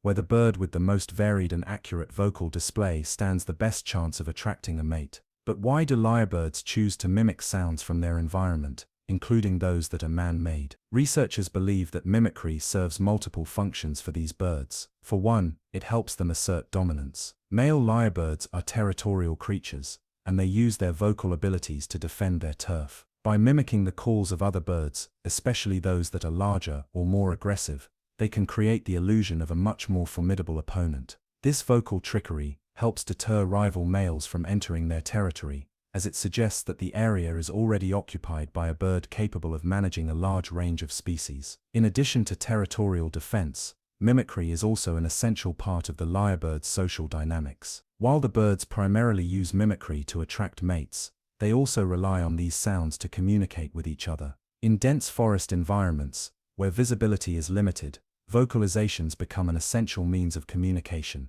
Lyrebirds use their calls to signal their presence, announce their location, and interact with other members of their species. This ability to communicate through sound, combined with their mimicry, helps lyrebirds navigate the complexities of their environment. Now let's talk about the incredible range of sounds that a lyrebird can imitate. As mentioned earlier, lyrebirds can imitate chainsaws, camera shutters, car alarms, and even the sound of a human voice. In fact, one of the most famous recordings of a lyrebird's mimicry featured a male imitating the sound of a chainsaw so accurately that it was impossible to tell whether it was the bird or the actual chainsaw. This particular recording became a viral sensation because the bird's imitation was so spot on, and it demonstrated just how finely tuned their vocal skills are. But chainsaws and camera clicks aren't the only sounds in the lyrebird's extensive repertoire. These birds can replicate a variety of bird calls, including those of species they've never encountered before. A lyrebird living in one area may pick up the calls of other birds in the vicinity and incorporate them into its own vocal displays. And it doesn't stop there. Some lyrebirds are capable of mimicking the sounds of vehicles, such as the beeping of reversing trucks or the roar of a car engine.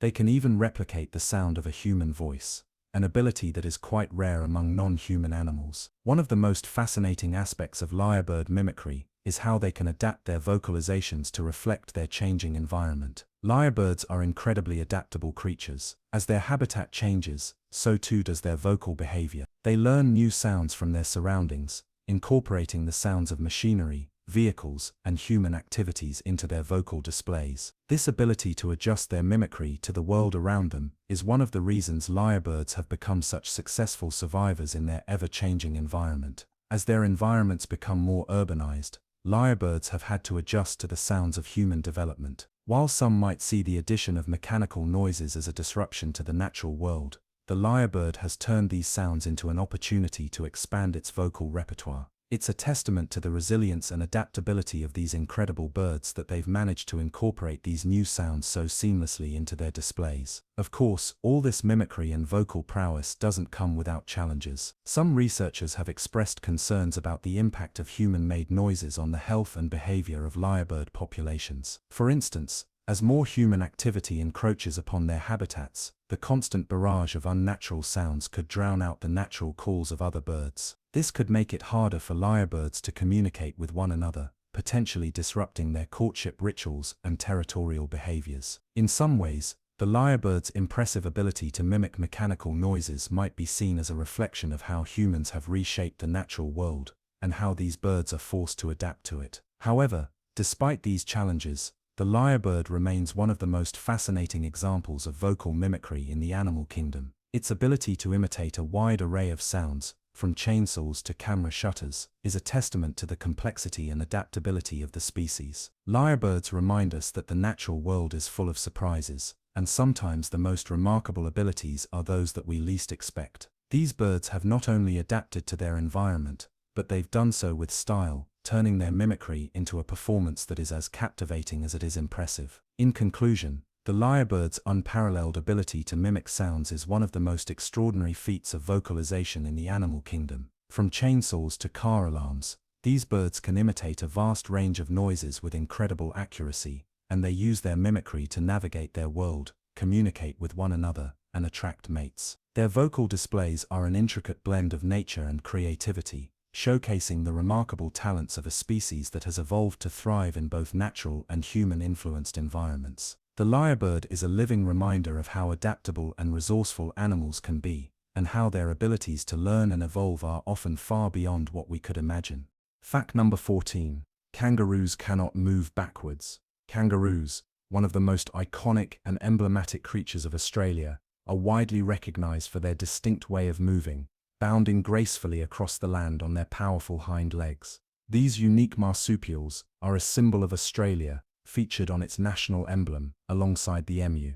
While their distinctive hopping method has made them a popular subject of documentaries and wildlife observation, there's an incredibly surprising fact about these remarkable animals that often goes unnoticed. Kangaroos cannot move backward. This might sound like a peculiar limitation for such an agile and powerful animal, but the reasons behind it are both fascinating and deeply connected to the kangaroo's anatomy, evolution, and the environment in which it thrives. If we take a closer look at how kangaroos move, and why their bodies are designed the way they are, it becomes clear why moving backward is physically impossible for them. To understand why kangaroos can't move backward, we first need to explore their anatomy. Kangaroos have large muscular hind legs and a strong long tail, which together are the key components of their unique mode of locomotion. Their legs are specifically designed for forward motion, with powerful quadriceps muscles and long tendons that act as springs, providing them with explosive jumping ability. In fact, the kangaroo's ability to leap great distances with minimal effort is one of its most distinctive features. The strong back legs propel the kangaroo forward with incredible force, covering distances of up to 25 feet in a single leap. The long muscular tail plays a critical role in balancing the kangaroo as it hops. It is often referred to as a counterbalance, ensuring that the kangaroo maintains stability and coordination during its bouncy locomotion. When kangaroos hop, their tail acts as a counterweight to their body, allowing them to spring from one jump to the next without losing control or tumbling. This tail serves as a balancing mechanism, not only helping to maintain their equilibrium during movement, but also making it impossible for them to move in reverse. The tail is so vital to their forward motion that it essentially locks their movement into a single direction forward. If kangaroos attempted to hop backward, their tail would not provide the necessary support to maintain their balance. The muscle coordination required to move in reverse is simply not there, as their bodies are designed specifically for hopping forward. In addition to their long, powerful hind legs and tail, the kangaroo's overall body structure is optimized for forward movement. Unlike many animals that can walk, run, or trot in multiple directions, kangaroos' long and muscular legs are built for a single direction forward. While they can move to the side by turning their body or pivoting, hopping backward is not a viable option for them. Their legs are specialized for long, springy strides, which are ideal for covering vast distances in a straight line, but not for reversing course. This is what makes kangaroos so well adapted to their natural environment, where they can travel long distances in search of food and water. One of the reasons kangaroos evolved in such a way, relying on their forward motion, has to do with the vast open expanses of the Australian outback, their natural habitat. In these dry, arid landscapes, kangaroos need to be able to cover large distances to find food, water, and shelter. Their hopping locomotion is not only efficient, but incredibly energy-conserving. By using their powerful legs to push off the ground and their tail to balance, kangaroos can hop long distances with minimal energy expenditure. In fact, hopping is much more energy efficient for kangaroos than walking would be, as it allows them to travel across the harsh, expansive terrain of Australia with ease. Now let's take a closer look at how kangaroos manage to navigate their environment, even though they can't hop backward. In the wild, kangaroos rely on their incredible forward speed and agility to escape predators and navigate obstacles. If they need to change direction quickly, they don't simply hop in reverse. They make sharp turns using their powerful hind legs, and the tail helps them pivot in the desired direction. So even though they can't go backward, kangaroos are still capable of outmaneuvering threats by making quick, sharp turns. This ability to turn swiftly is essential for survival, especially when kangaroos are evading predators such as dingoes or large birds of prey. Kangaroos also have another trick up their sleeve when it comes to survival. Despite their inability to move backward, they are fast and efficient swimmers. Yes, you heard that right. Kangaroos are excellent swimmers. When faced with a body of water, kangaroos can easily swim across, using their powerful hind legs to paddle through the water and their tails to help with steering and balance. This ability to swim is vital, as it allows them to cross rivers, lakes, or other bodies of water in search of food or when trying to escape predators. In addition to being skilled swimmers, kangaroos are also known to be highly resilient to harsh environmental conditions. Their bodies are adapted to withstand the extreme temperatures of the Australian outback. During the hot summer months, kangaroos often remain in the shade to conserve energy and avoid overheating. They are also able to go without water for extended periods, relying on the moisture found in the vegetation they consume. This remarkable adaptability is part of the reason kangaroos are so well suited to life in one of the harshest climates on Earth. One of the most interesting aspects of kangaroos' locomotion is how they are able to travel long distances without tiring. While most animals would become exhausted after running for miles, kangaroos are able to travel vast distances without using excessive energy. This is because their jumping motion is highly efficient. The tendons in their hind legs act like springs, storing energy during each jump and releasing it to propel them forward. This means that kangaroos don't have to constantly exert energy to move forward. Once they've built up momentum, they can glide effortlessly across the land. It's also worth noting that while kangaroos are not capable of moving backward, their forward speed is nothing short of impressive. Adult kangaroos can reach speeds of up to 35 miles per hour in short bursts, and they can sustain a speed of 20 miles per hour for extended periods of time. This makes them one of the fastest animals in Australia and allows them to outrun most predators. Their incredible jumping ability, combined with their speed and agility, makes them highly efficient travelers, able to cover great distances in search of food, water, and shelter. In fact, kangaroos have become a symbol of progress and forward motion in Australian culture. Their inability to move backward has led to them being associated with progress, both in terms of their physical movement and in a more metaphorical sense. The kangaroo, alongside the emu, is featured on Australia's national emblem, symbolising the country's forward-thinking attitude and ambition. The fact that neither of these animals can move backward is often interpreted as a representation of Australia's commitment to moving forward, embracing innovation, and looking ahead to the future. In conclusion, while the fact that kangaroos cannot move backward may seem like a strange quirk of nature, it is in fact a testament to the specialized and highly efficient design of these fascinating animals. Their forward motion, made possible by their strong hind legs, muscular tail, and spring-like tendons, is perfectly suited to the demands of their environment. By relying on their ability to leap great distances and change direction quickly, kangaroos are able to navigate the harsh Australian outback with remarkable ease. Whether they're outrunning predators, swimming across bodies of water, or simply hopping across the landscape in search of food, kangaroos are perfectly adapted to their environment. And although they cannot move backward, their forward momentum and resilience in the face of challenges make them one of the most remarkable animals on Earth. Got it? Here's a more extended version, taking a deeper dive into sloths and their fascinating slow-paced lifestyle, including their bowel habits, diet, evolution, and unique traits. Fact number 15: sloths only poop once a week. Sloths are famously slow creatures, and when you think of a sloth, you probably picture an animal hanging upside down from a tree, moving with excruciating slowness. While their behavior and movements might seem funny or even lazy, sloths have evolved in ways that make them perfectly adapted to their slow-paced lifestyle. From their deliberate movements to their low-energy diet, everything about sloths is built for efficiency, and this even extends to something as seemingly simple as their bowel movements.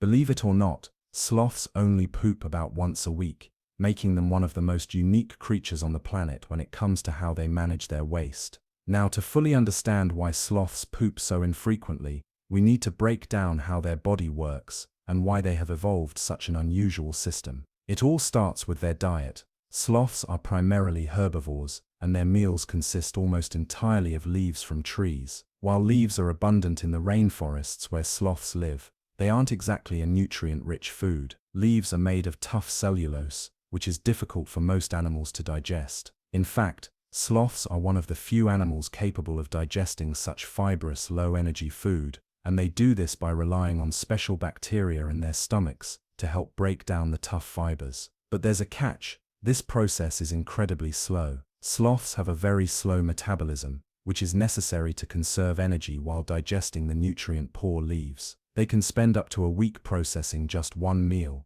meaning that their bodies extract every last bit of energy from their food. This extended digestive process is one of the main reasons why sloths poop so infrequently. It takes time for their bodies to fully digest the leaves, and as a result, they don't feel the need to relieve themselves as often as other animals. This slow digestion also affects the sloth's overall metabolism, which is one of the slowest in the animal kingdom. Sloths are cold-blooded creatures, meaning their body temperature is lower than that of most mammals. This is another way they conserve energy. By operating at a lower body temperature, they don't burn as much fuel, allowing them to live on far fewer calories than other animals. This slow metabolism is a key factor in why sloths can afford to take their time with everything they do, including eating and of course pooping. So how do sloths handle the act of pooping when it comes around? Here's where things get even more interesting. Sloths don't just relieve themselves anywhere. In fact, they have a very particular ritual when it comes to going to the bathroom, and it involves a perilous journey to the ground. Sloths are notoriously slow, and while they are incredibly well adapted to life in the treetops, they are vulnerable when they come down to the ground. On the rare occasions that sloths need to poop, they must descend from the trees, an incredibly dangerous journey for an animal that is not designed for speed or agility on the ground. Why is this dangerous? Well, the forest floor is home to a wide variety of predators, including jaguars, ocelots, and harpy eagles, all of which are perfectly capable of preying on sloths when they venture too far from the safety of the trees. Yet despite the danger, sloths must make this perilous trip when nature calls. The descent from the trees is not a quick process either. It can take several hours for a sloth to make its way to the ground. Sloths move with extreme caution, using their long curved claws to grip each branch as they carefully descend. They typically only make the journey once a week when they must relieve themselves, but it's an event that is fraught with danger. Once they reach the ground, sloths typically dig a small hole to poop in, or find a secluded spot away from predators. This ritual is a very deliberate part of their routine, and it's believed to be one of the reasons why sloths rarely spend time on the ground. Since they are vulnerable to predators down there, sloths make sure to handle their business in the safest way possible. After pooping, they will often stay on the ground for a short period of time before returning to the trees. Interestingly, sloths only descend from the trees to poop about once a week. Why do they only do this once every 7 to 10 days, you ask? The reason lies in their digestive system. Sloths have incredibly slow digestion because they eat a low-energy diet of leaves. As we've already discussed, this means they take a long time to process food. The nutrients they extract from leaves are absorbed slowly, and their bodies require far fewer resources to maintain their energy than most other animals. This slow digestion process means that they don't need to expel waste very often. Another reason why sloths poop so infrequently could be due to their unique evolutionary traits. Sloths' bodies are perfectly suited for a life of hanging upside down in the trees. Their long, powerful claws are built to latch onto branches and allow them to stay suspended in place for long periods of time. Their slow metabolism and digestive processes are key to this lifestyle, as they don't need to expend much energy to maintain their position in the trees. By going to the ground only once a week to relieve themselves, sloths minimize the risk of being spotted by predators. One of the more fascinating aspects of sloth poop is how it relates to their ecology. Sloth feces is an important part of the ecosystem in the rainforests where they live. Sloth poop is often full of seeds from the plants they eat, and when sloths defecate on the ground, those seeds can be spread around, helping to fertilize the forest floor and encourage plant growth. In a way, sloths are unintentionally playing a vital role in the regeneration of their habitat. But there's more to sloths than just their unusual bathroom habits. These slow-moving creatures are also known for their algae-covered fur, which provides them with some camouflage. The algae grow in their fur and help them blend in with the tree canopy, where they spend most of their time. This camouflage is just one example of how sloths have evolved to survive in their environment. They have adapted to their surroundings in ways that help them avoid predators, conserve energy, and thrive in a challenging ecosystem. Their extremely slow pace is actually a defensive mechanism. The slower they move, the less likely they are to attract attention from predators. In fact, sloths' slow movements are so effective that many of the predators in their environment have difficulty detecting them. This makes them incredibly well suited to a life of hanging out in the trees, taking things slow and steady. Sloths also have incredibly low energy needs, which is another reason they can afford to go so long without pooping. Their bodies are optimized for energy conservation, and their diet of leaves doesn't require much energy to process. Sloths also spend a large portion of their lives sleeping up to 20 hours a day in some cases. This is another aspect of their energy-efficient lifestyle, as sleep helps them conserve the little energy they have. In fact, sloths are so well adapted to conserving energy that they can survive on a diet that many other animals would find unsustainable. In conclusion, sloths' once-a-week bowel movements are just one part of their incredible slow-paced lifestyle. From their low-energy diet of leaves to their slow digestive process, everything about sloths is designed for efficiency and survival in the rainforests of Central and South America. While their bathroom habits might seem strange to us, they're perfectly suited to their slow-paced way of life, and although the act of pooping might seem like a simple thing for most animals, for sloths, it's an event fraught with risk and careful consideration. Whether it's climbing down from the trees to find a safe place to poop, or conserving energy by moving slowly and deliberately, sloths have evolved in ways that allow them to thrive in an environment that would be difficult for most other animals to survive in. So next time you see a sloth hanging from a tree, remember there's a lot more going on in their world than meets the eye. Fact number 16.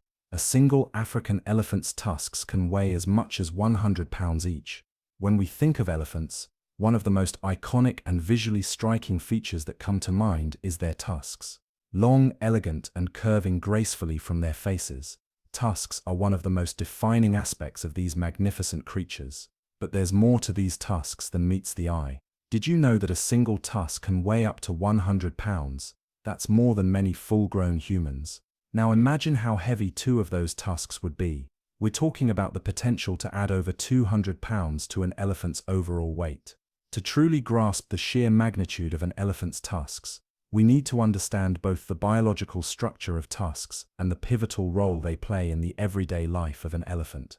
Let's take a deep dive into the world of elephants, their tusks, and why they are more than just a physical characteristic. Tusks are actually elongated incisor teeth, not just horns like you might find on a rhinoceros or a bull. They start growing when elephants are just babies and continue to grow throughout their lives. The growth of tusks can be a gradual process, with elephants spending many years developing their tusks to their full potential. But unlike human teeth, elephant tusks grow continuously. They don't stop growing until the elephant dies, and it's not uncommon for older elephants to possess tusks that span several feet in length. Tusks are made from ivory, a dense and durable material that is composed of dentin, similar to the structure of bones in humans. Dentin is extremely strong and resilient, meaning that these tusks can endure a lot of wear and tear. It's this material that gives tusks their powerful structure and makes them so effective at helping elephants carry out daily tasks, from eating to fighting off predators. In fact, the weight of a single tusk can be as much as a small human adult, but it is far from being just a decoration. Elephants use their tusks in very practical ways every day. Let's start with their primary function, foraging for food. Elephants are herbivores, meaning they eat a plant-based diet that consists of a wide variety of grasses, fruits, leaves, and bark. Some of the food they consume can be found high up in trees or buried beneath the ground. This is where the tusks come into play. Elephants use their tusks to strip bark from trees, to dig up roots, and to break branches that are out of reach. With their powerful tusks, they can easily access food that would otherwise be inaccessible. In fact, these tusks act as specialized tools designed specifically to assist them with foraging.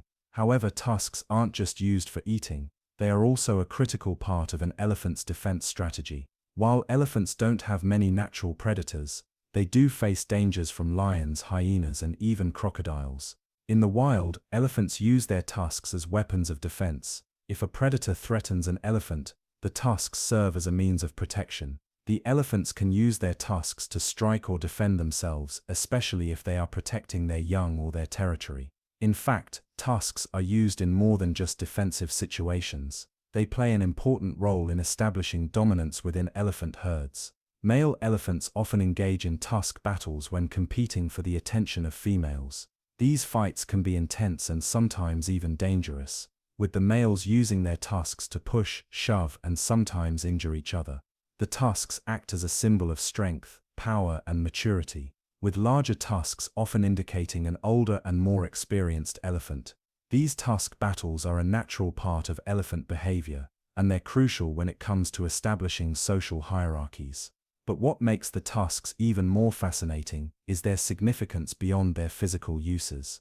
Elephant tusks also serve as a form of social signaling. The size, shape, and wear of an elephant's tusks communicate a lot about that elephant's health, age, and social status. Within a herd, an elephant's tusks are often a way to measure its experience and power. Younger elephants may have smaller tusks, but as they grow older, their tusks become more impressive and serve as a sign of maturity. The tusks play a central role in the elephant's social life, helping them maintain relationships within the herd and navigate complex social structures. Interestingly, not all elephants have tusks. While African elephants are known for their large tusks, some Asian elephants are born without them. This lack of tusks is a genetic trait, and in some regions it has been passed down through generations.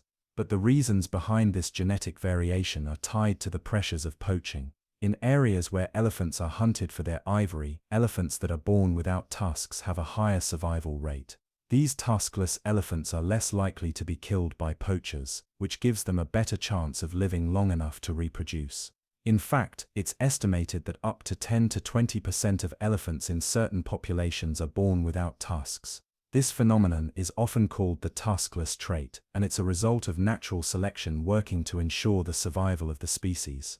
However, while tuskless elephants may have a better chance of surviving poaching, this trait does come with its own set of challenges.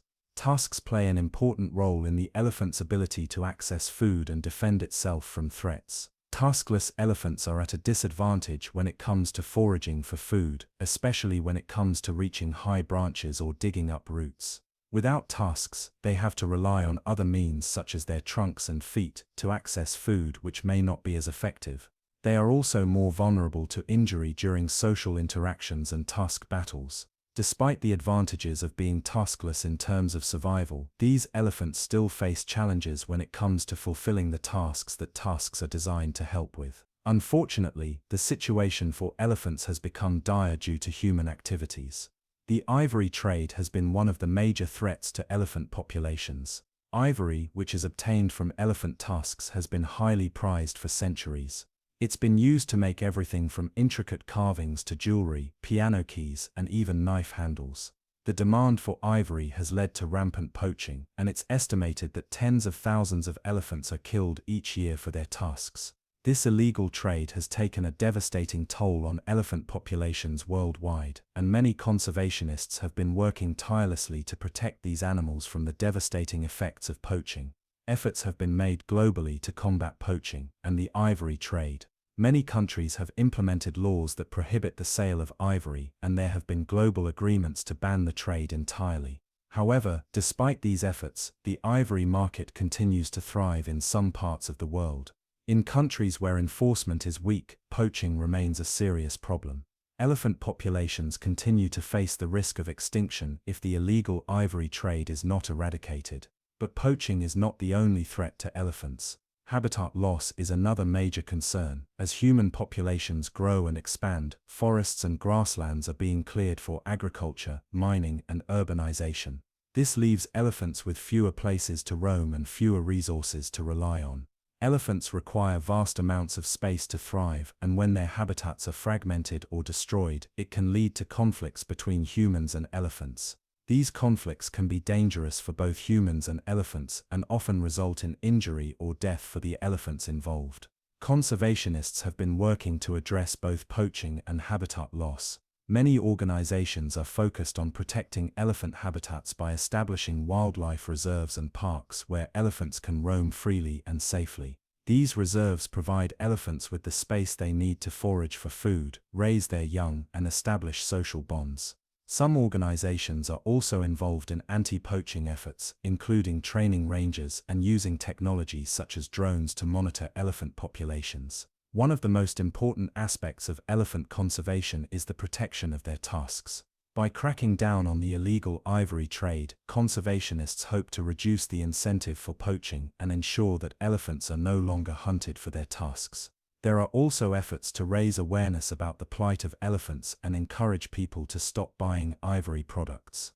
The fight to protect elephants is ongoing, and while progress has been made, there is still much work to be done. In conclusion, elephant tusks are not just a physical feature, they are a symbol of the strength, power, and complexity of these amazing animals. They serve a variety of functions, from helping elephants forage for food to providing a means of defense. While tusks are crucial for the survival of elephants, they have also been a source of exploitation due to the illegal ivory trade. As we work to protect elephants and their tusks, it's essential to understand the critical role that tusks play in the lives of these animals and the threats they face in the wild. By continuing our efforts to protect elephants, we can help ensure that these magnificent creatures continue to thrive for generations to come. Fact number 17. Sea cucumbers can eject their organs as a defense mechanism. Sea cucumbers are undoubtedly some of the ocean's most fascinating creatures, but what makes them so unique? They are marine animals that belong to the class Holothuridae, and unlike many of their ocean-dwelling counterparts, sea cucumbers are not known for their speed, agility, or predatory prowess. Instead, they're often associated with being slow-moving, unassuming creatures that crawl across the ocean floor, blending in with their surroundings. Yet, beneath their humble exterior lies a defense mechanism that's both peculiar and astonishing: the ability to expel their internal organs as a form of self-defense. It's a tactic that allows them to survive in a world where most other creatures would fall victim to predators without a second thought. While their slow pace and soft cylindrical bodies might seem like a recipe for disaster, sea cucumbers have mastered the art of survival through a process known as self-evisceration. This isn't a process that you'll find in many animals, and for a long time, scientists found it difficult to fully comprehend how something like this could be an evolutionary advantage. But once you dig deeper into the biological workings of these creatures, you begin to see that self-evisceration is not just a survival tactic, it's a highly effective one that has allowed sea cucumbers to thrive in environments where many other animals might struggle. When threatened, sea cucumbers can eject parts of their internal organs in an effort to distract, confuse, or outright escape from predators. This ability to expel organs isn't a random or uncontrolled act. It's an advanced survival mechanism that the sea cucumber has developed over time. When a sea cucumber feels the presence of a predator nearby, it can rapidly contract its muscles to force out its intestines, respiratory teats, and other vital internal organs. The expelled organs often come out coated in a thick, sticky mucus that can confuse or trap a predator. This unique strategy essentially sacrifices a portion of the sea cucumber's body in exchange for an opportunity to survive. At first glance, this might seem like an extreme tactic, one that would result in the animal's death. After all, how could an animal survive after losing such vital organs? But this is where sea cucumbers show just how incredible their biology really is. Instead of dying, the sea cucumber has the remarkable ability to regenerate the organs it has lost. Within weeks, the sea cucumber will grow back its digestive system, respiratory organs, and even its reproductive organs, effectively returning to its full capacity. This regenerative ability is one of the most impressive aspects of the sea cucumber's survival strategy. It's as though the animal is built for self-preservation in a way that no other marine creature can replicate. The expulsion of organs as a defense mechanism is so advanced that some species of sea cucumbers can eject not just a single set of organs, but multiple layers of their internal systems. Depending on the species and the level of threat, a sea cucumber might eject its respiratory Ts, organs that allow it to breathe in the water, and thus temporarily lose its ability to respire. This is a significant risk, as it could lead to suffocation, but the sea cucumber calculates that it's better to risk suffocation for a short period rather than risk being consumed by a predator. It's a fascinating and extreme form of sacrifice in order to survive. Once the organs are expelled, they don't just lie there. The sticky mucus-covered mass serves as a distraction, confusing the predator and allowing the sea cucumber time to slowly crawl away to safety. The expelled organs often stay attached to the sea cucumber's body by thin threads of tissue, so the creature can later regenerate them without much issue. But it's not just a simple matter of losing a few organs and growing them back. Sea cucumbers have developed this unique ability through millions of years of evolution. Their ability to regenerate organs is so advanced that scientists have long been intrigued by it, hoping to learn more about how this process works, and whether it might be applicable to other forms of life. Regeneration is not limited to just a single organ. The sea cucumber's respiratory trees, which help it breathe underwater, are just one of the many organs that can be regenerated. In fact, scientists have discovered that the sea cucumber's regenerative abilities go so far as to include its entire digestive system. After ejecting its intestines, a sea cucumber will begin to regrow its digestive tract, complete with all the necessary components to process food. It's a feat of biological engineering that's unmatched in the animal kingdom. Not only do sea cucumbers possess this remarkable regenerative ability, but they also have specialized stem cells that allow them to regenerate with incredible speed.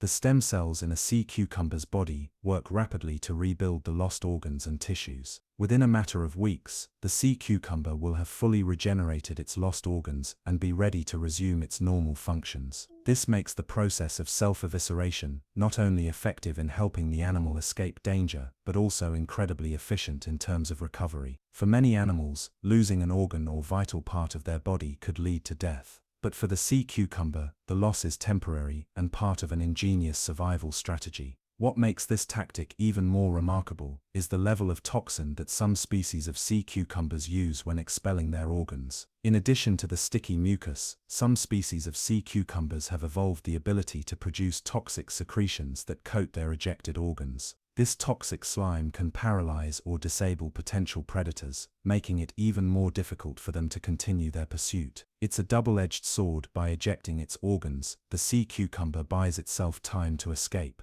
but it also ensures that any predator that comes into contact with the toxic slime is left incapacitated. This ability to regenerate and excrete toxins isn't just an isolated feature of the sea cucumber's defense. It's part of the sea cucumber's vital role in the ocean ecosystem. Sea cucumbers are often called marine vacuum cleaners because of their scavenger behavior. They feed on detritus, decaying organic matter, that falls to the ocean floor. In doing so, they help break down and recycle nutrients back into the ecosystem, keeping the ocean floor clean and free from excess debris. This recycling of nutrients is essential for the health of the marine ecosystem, as it helps maintain the delicate balance of life in the oceans. Without sea cucumbers, the ocean floor would be filled with decaying material, which would disrupt the nutrient cycle and negatively impact other species. But sea cucumbers don't just play a role in the ecosystem by recycling nutrients, they are also an important food source for other animals. Many fish, crabs, and even sea otters rely on sea cucumbers as a primary food source. Despite their slow movements, sea cucumbers are not completely defenseless in the wild.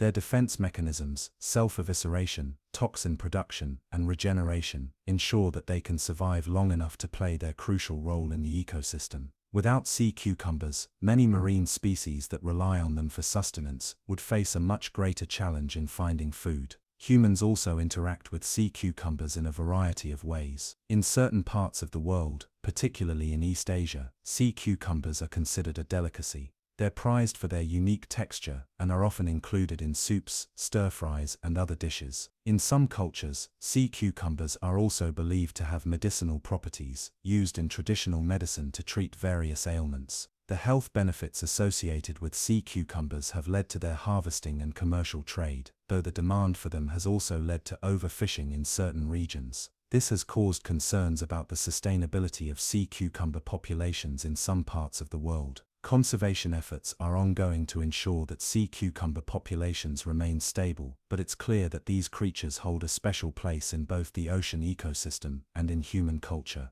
As researchers continue to study the unique abilities of sea cucumbers, their regenerative capabilities are being explored for potential applications in human medicine. Scientists are particularly interested in how sea cucumbers' stem cells work to regenerate organs and tissues so rapidly. By understanding these processes, researchers hope to unlock new methods for treating human injuries or diseases that result in tissue or organ loss. If we can understand how sea cucumbers regenerate entire systems of their bodies, there may be a possibility of applying this knowledge to regenerate damaged tissue in humans. The regenerative abilities of sea cucumbers could be the key to groundbreaking advancements in medical science, particularly in the field of regenerative medicine. In summary, the sea cucumber is an extraordinary and unique animal, equipped with one of the most impressive survival tactics in the animal kingdom. Its ability to self-eviscerate and regenerate internal organs not only allows it to survive in a world filled with predators, but it also plays a vital role in maintaining the health of the marine ecosystem. Sea cucumbers are the unsung heroes of the ocean floor, quietly going about their business of recycling nutrients and serving as a food source for countless other creatures. Their defense mechanisms and regenerative abilities continue to inspire awe and wonder among scientists, making them one of the most interesting and important creatures in the ocean.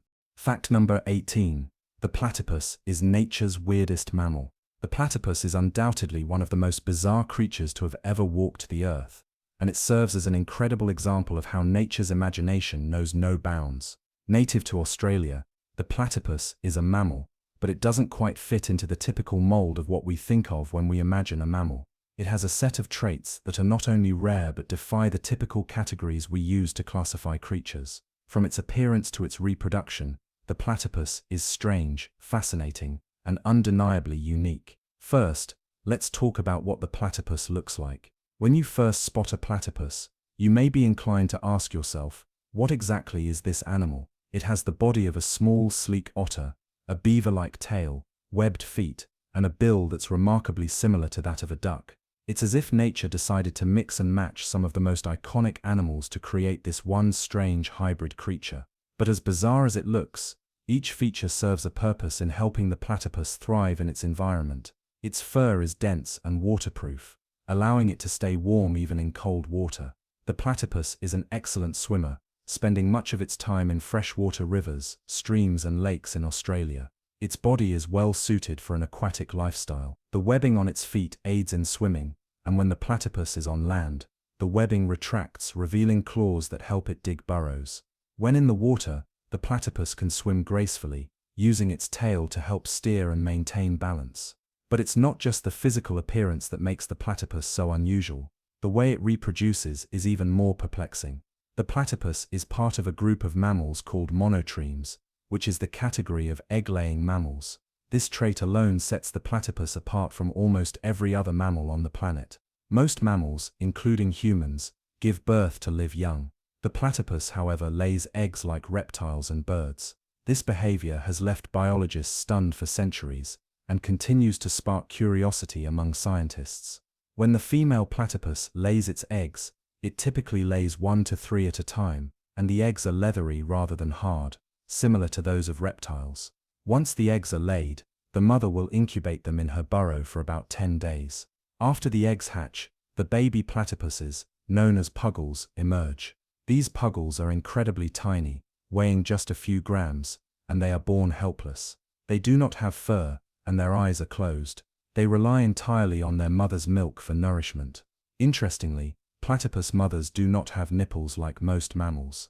Instead, they secrete milk through mammary gland ducts, which is absorbed through the skin. The puggles suckle the milk by latching onto patches of skin on the mother's abdomen. This method of feeding is highly unusual, and adds another layer of strangeness to the platypus's reproductive behavior. Another truly bizarre aspect of the platypus is the venomous spur found on the back of the male's hind legs. It's not common for mammals to have venom, and certainly not for it to be used as a defense mechanism. The platypus's venomous spur is capable of delivering a painful sting, especially in males during mating season. when they are most likely to engage in territorial fights. The venom can cause extreme pain and swelling in humans, but it is not typically dangerous or lethal. It's believed that the venom is used to assert dominance and intimidate rivals during the breeding season. Moving beyond the platypus's weird reproductive system and its venomous spur, we have to talk about its electroception abilities. The platypus is an amazing hunter, and it doesn't rely on its eyesight to catch prey in the dark, murky waters where it spends a significant amount of time. Instead, it uses its bill as a highly sensitive tool to detect electrical signals produced by the muscles and nerves of its prey. This is a specialized sense that is found in only a few other animals, such as sharks, and it helps the platypus detect small invertebrates, like worms, and small fish hiding under the muddy riverbeds. The electroceptors in the platypus's bill are so sensitive that they allow the animal to hunt even when it's swimming with its eyes shut and its ears and nostrils closed off to block out distractions. The platypus is essentially able to feel its prey through the electrical signals they give off, even in the dark depths of the water. This ability is unbelievably specialized, and it enables the platypus to hunt in low visibility and murky conditions where other animals might struggle. To further emphasize how specialized the platypus is, let's talk about how it hunts. When searching for food, the platypus dives underwater, using its webbed feet to paddle efficiently. While submerged, it can stay underwater for up to 2 minutes, a feat that is impressive for such a small animal. During this time, it searches for small prey, including worms, insects, and small crustaceans. After it catches its prey, the platypus stores it in special cheek pouches located near its jaw, which act as storage compartments. These pouches are located behind the platypus's eyes and allow it to continue hunting without needing to immediately eat the food it catches. Once back at the surface, the platypus will eat its prey in the comfort of its burrow. This behavior of storing food and eating it later is incredibly efficient, ensuring that the platypus doesn't have to spend too much time above water. It can dive and resurface repeatedly, catching food without wasting time. Another fascinating aspect of the platypus's life is its nocturnal behavior. Platypuses are primarily night hunters, and they are most active during the night and twilight hours.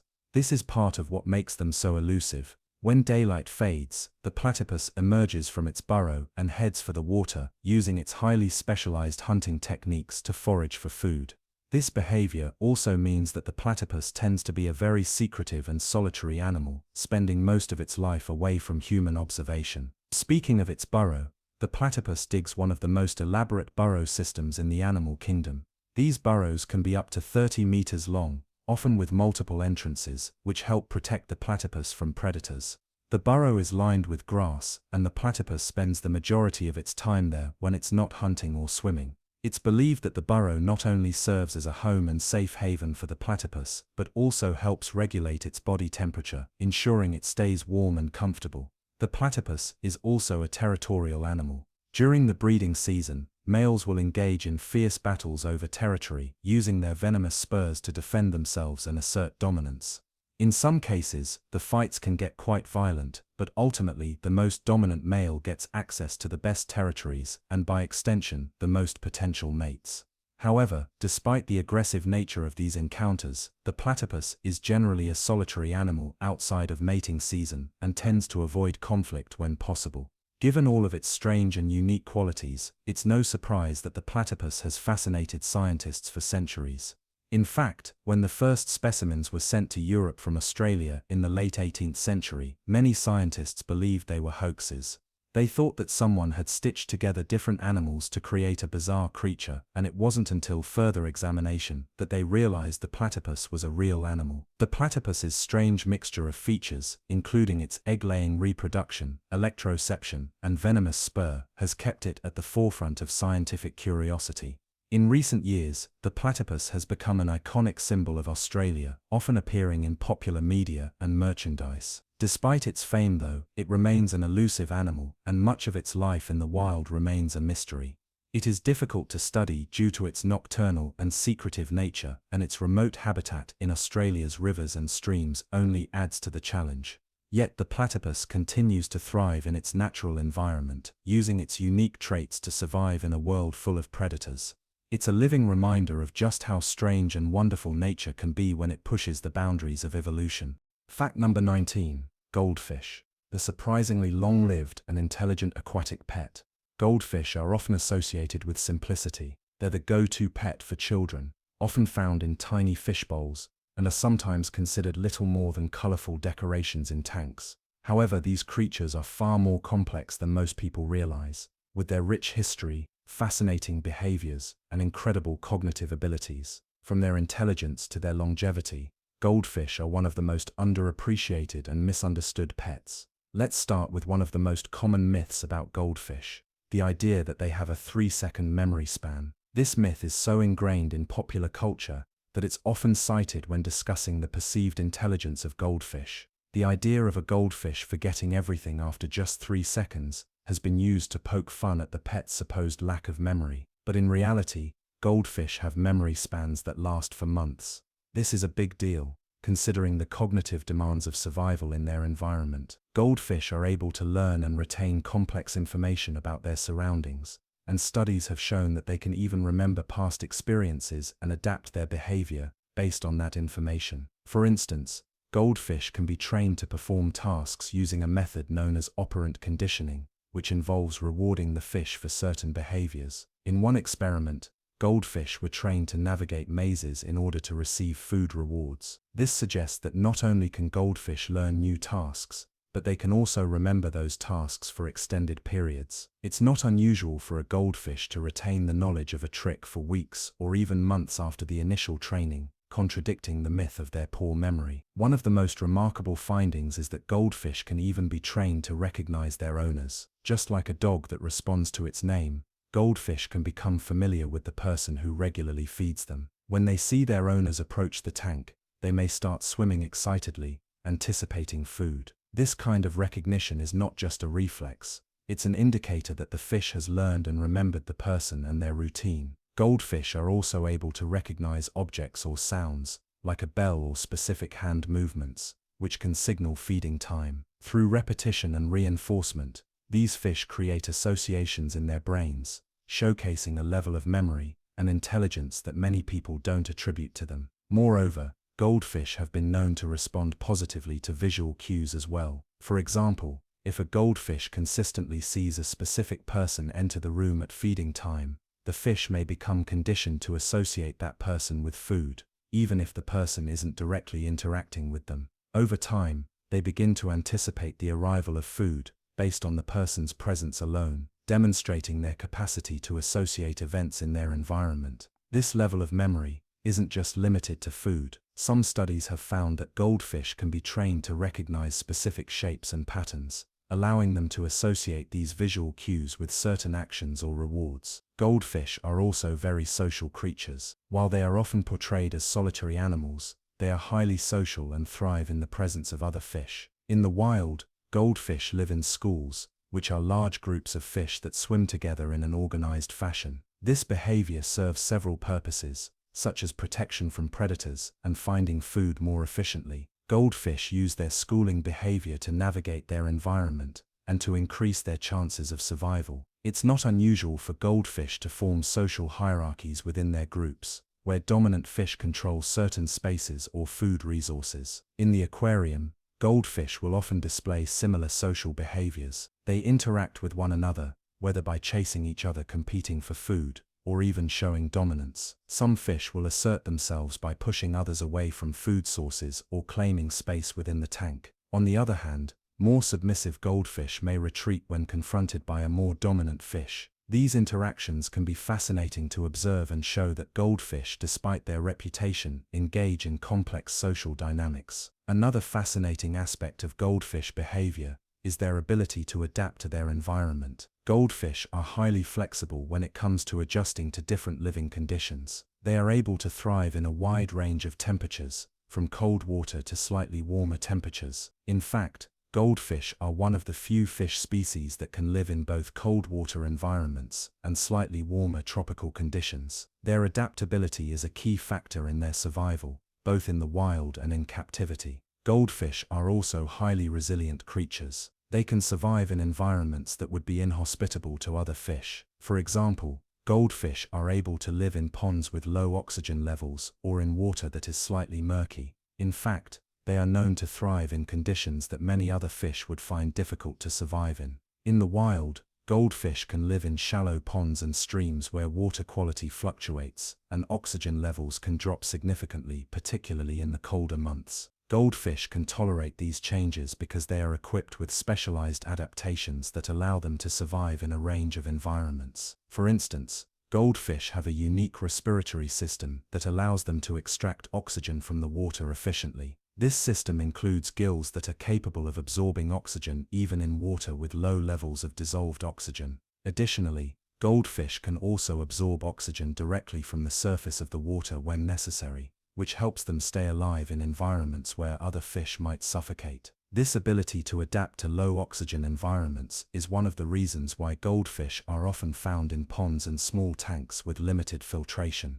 Goldfish are also extremely hardy when it comes to water quality. While most fish are very sensitive to changes in their environment, goldfish can tolerate water that is slightly less than ideal. They are often kept in aquariums with poor water filtration or suboptimal water conditions, but they still manage to survive and even thrive in these conditions. That said, goldfish do best in well-maintained tanks with clean filtered water, and they require regular care and attention to ensure their long-term health. When it comes to their physical characteristics, goldfish are an incredibly diverse species. They come in a wide range of shapes, sizes, and colors. Goldfish can range from the typical orange or red-orange to white, yellow, and even black. Some goldfish have fancy fins which give them a unique appearance compared to the more common goldfish. There are even long-tailed varieties and celestial-eyed goldfish with unique features that make them stand out from the crowd. The color of a goldfish can vary depending on several factors, including their diet and environment.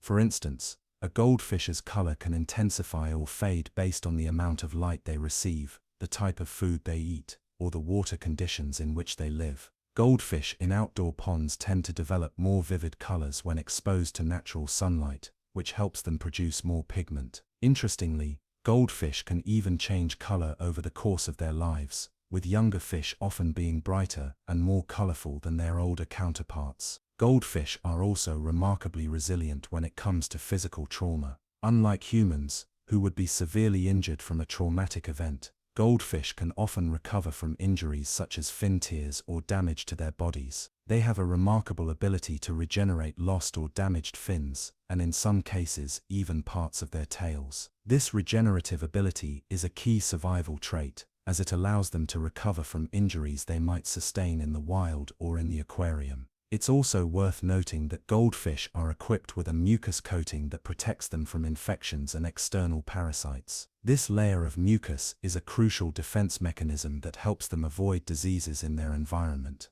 Another fascinating aspect of goldfish is their lifespan. While many people assume goldfish live for only a few years, they can actually live for several decades, especially in the right conditions. In fact, the oldest recorded goldfish lived for an astonishing 43 years. This is a testament to their ability to thrive in a wide range of environments and adapt to different conditions. With proper care, goldfish can live much longer than most people expect, reaching ages far beyond what is typically advertised. Goldfish can grow to impressive sizes too. In the wild, they can reach lengths of 12 to 14 inches, and in some cases even longer. However, in small aquariums they are often stunted and never reach their full potential. Goldfish grow throughout their entire lives, which is in contrast to many other pets that stop growing once they reach maturity. This continuous growth means that goldfish need plenty of space to live comfortably and thrive. Larger tanks or outdoor ponds are ideal for goldfish, allowing them the space they need to grow to their full size. To wrap things up, goldfish are far more than just simple pets. They are intelligent, social, adaptable, and resilient creatures that have been around for thousands of years. Their ability to learn, recognize their owners, and adapt to different environments makes them one of the most fascinating creatures in the animal kingdom. The next time you see a goldfish, remember that they are not just mindless, forgetful pets, but rather creatures capable of extraordinary feats. Fact number 20. Bears have a unique hibernation process that allows them to survive for months without eating, drinking, or excreting waste. Bears are one of the most iconic and diverse groups of animals on the planet, ranging from the huge and powerful grizzly bear to the elusive polar bear of the Arctic, and the smaller, more gentle black bears that roam the forests of North America. What makes them even more fascinating is their ability to survive the harshest of winter conditions through a process known as hibernation. But there's much more to it than just the long winter nap that people often think of. Bears are truly remarkable creatures in how they adapt to their environment, and their hibernation is one of the most complex biological processes in the animal kingdom. When we think of animals that hibernate, many people envision small rodent-like creatures who simply curl up and sleep for the entire winter. However, bears are a whole different story. They don't go into a deep sleep like many other hibernating animals. Instead, they enter a form of torpor, a state of dormancy that allows their body to essentially shut down and conserve energy. But unlike smaller hibernators, bears don't lower their body temperature drastically. While other hibernating animals can drop their body temperature to near freezing, bears only experience a small dip in temperature, just around 5 to 7 degrees Celsius lower than their normal body temperature. This allows them to preserve their energy without completely shutting down. One of the main reasons bears hibernate is because of their incredible need for food, especially during the colder months when food resources become scarce.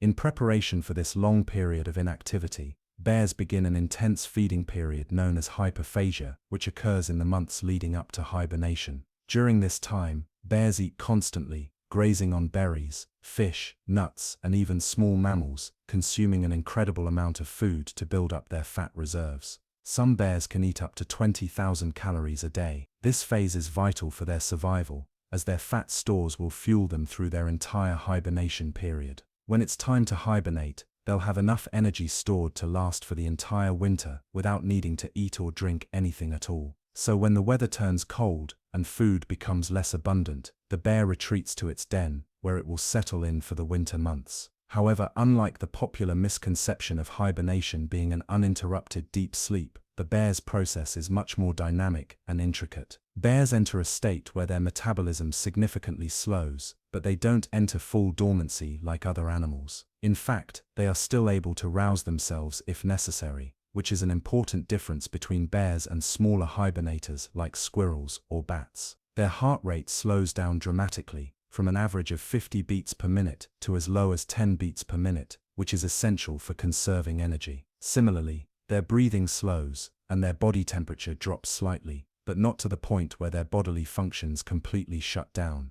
But it's not just their heart rate and metabolism that slow down during this time. Their digestive system essentially comes to a halt as well. The bear's body goes into starvation mode, where it becomes incredibly efficient at breaking down fat and recycling waste products. One of the most fascinating things about bear hibernation is that they do not need to urinate or defecate for the entire duration of their hibernation. Instead, their bodies are able to recycle urea, a waste product that would normally be excreted as urine, into usable substances. The process of urea cycling helps them avoid the need to leave their dens for extended periods, which means they can stay warm and conserve their energy without the need for external resources. As the bear sleeps, its muscles and bones are not being used, but they do not suffer the detrimental effects seen in other animals during long periods of inactivity. In fact, one of the most interesting aspects of bear hibernation is how they are able to maintain their muscle mass and bone density. While other animals in hibernation will experience muscle atrophy and bone loss, bears do not face this issue. Scientists have studied the physiological processes of bear hibernation in the hope of understanding how they can avoid these problems, and they've found some truly extraordinary mechanisms at work. Bears can maintain muscle mass and even prevent bone loss by slowing down their metabolism and altering the way their body processes nutrients during this time. This ability to preserve strength and structure during hibernation is one of the most valuable areas of research in human medicine, particularly for those in bed rest or long-term immobility situations, as it could hold the key to combating muscle loss and bone degeneration in humans. Another fascinating aspect of bear hibernation is how it ties into their reproduction. Female bears give birth during their hibernation period, and they do so in complete darkness, without ever leaving their dens. When the time comes, the female bear gives birth to tiny helpless cubs, usually 2 or 3, who are born blind, hairless, and weighing no more than a pound. These cubs will stay with their mother for several months, nursing and growing in the safety of the den. By the time the mother bear emerges from her den in the spring, her cubs are already strong enough to start exploring the world outside. The timing of this birth is critical for the survival of the cubs. By being born during hibernation, they are protected from predators, as the mother is able to provide them with warmth and nourishment without the threat of danger. The den also provides a safe environment for the cubs to grow without the constant threat of environmental stressors. For a bear mother, hibernation is not just a time of rest, but a time to ensure the survival of the next generation. This is why the female bear will not emerge from her den until the cubs are strong enough to accompany her into the world. As we mentioned earlier, the exact length of a bear's hibernation can vary depending on the species and the environment they live in. In colder regions, where food is scarcer, bears may hibernate for up to 7 months, but in milder climates, they may only hibernate for 3 to 4 months. This adaptation helps them conserve energy and survive harsh conditions, while also providing the necessary time for reproduction and cub rearing. In fact, bears have evolved to become incredibly adaptable animals when it comes to their hibernation patterns, adjusting their sleep cycles based on the availability of food and the changing seasons. Although they spend the majority of their time in a semi-dormant state during hibernation, bears are still capable of responding to changes in their environment. While they may not be actively hunting or foraging, they remain aware of their surroundings and can quickly rouse themselves from their den if disturbed. In fact, it's not uncommon for bears to wake up briefly during hibernation if there's a threat nearby or if the weather changes dramatically. This heightened awareness is part of the reason why it's dangerous to disturb a hibernating bear. Though they may appear to be in a deep sleep, they are still capable of waking up quickly and responding to threats. Bears can even leave their dens temporarily if they need to relocate to a safer area or find more suitable shelter. For conservationists and researchers, understanding the complex behavior and physiology of bear hibernation has been crucial in protecting these magnificent creatures. As apex predators, bears play a critical role in maintaining balance in their ecosystems. They control populations of smaller animals, keep vegetation in check, and contribute to the overall health of the environment. By protecting bear habitats and ensuring that their needs are met, wildlife organizations have helped to maintain biodiversity and promote healthier ecosystems for generations to come. Furthermore, bear hibernation has cultural significance in many human societies. For centuries, bears have been revered in various cultures as symbols of strength, courage, and wisdom. In Native American cultures, bears are seen as protectors and spiritual guides, with many tribes having unique myths and stories about their connection with these powerful animals. The symbolism of the bear extends beyond North America, as bears have also been central figures in European and Asian folklore, where they represent power and nobility. Bear conservation has become increasingly important as these majestic animals face challenges in the modern world. Habitat loss, poaching, and human-wildlife conflict threaten bear populations around the globe. But thanks to continued research and awareness, conservation efforts are helping to protect these creatures and the habitats they rely on. Bears are more than just animals in the wild, they're an essential part of the natural world, and understanding their hibernation patterns gives us valuable insight into the complex relationships that define life on Earth. So as we marvel at these remarkable creatures and their incredible survival mechanisms, we are reminded of how much we still have to learn from nature. Bears are living symbols of resilience and adaptability, and their hibernation is just one of the many wonders that make them so extraordinary. Whether they're hibernating in a secluded den or waking up to explore the wilderness, bears continue to captivate us with their mystery, beauty, and strength. As we work to protect them, we ensure that future generations will also have the opportunity to experience the awe and wonder of these incredible animals. Fact number 21.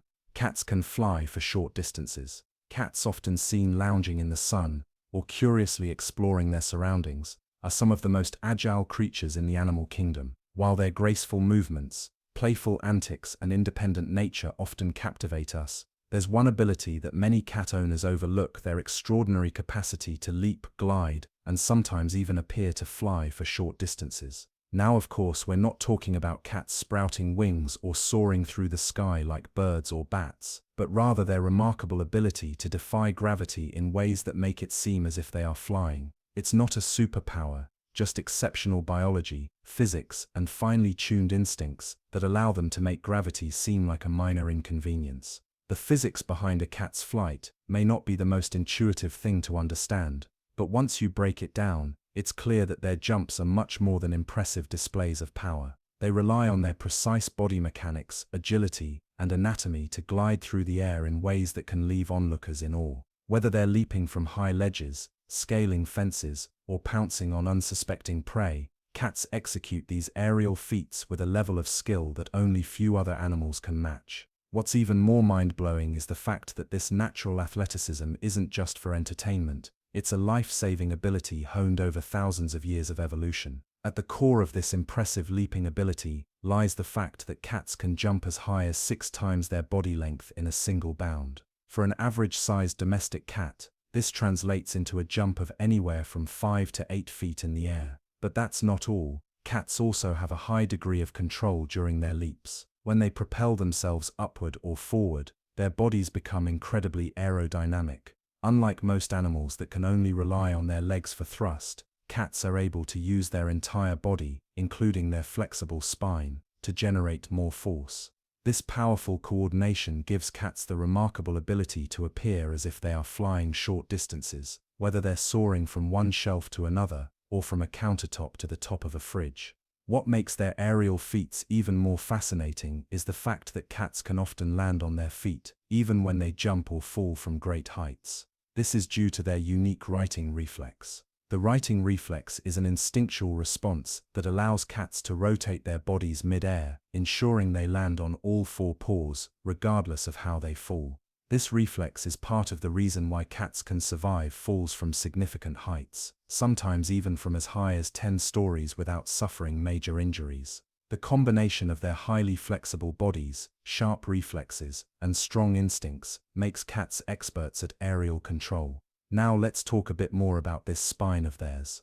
A cat's spine is incredibly flexible, allowing them to stretch and contort their bodies in ways that would leave most other animals unable to keep up. In fact, a cat's spine is made up of 53 vertebrae, more than a human or most other mammals.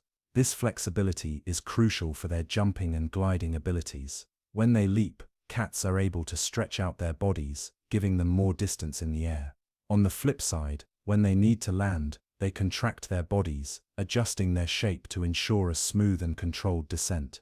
This combination of flexibility and strength allows cats to perform some mind-boggling aerial maneuvers. While they may not be able to fly like birds or bats, their ability to glide through the air is nothing short of impressive.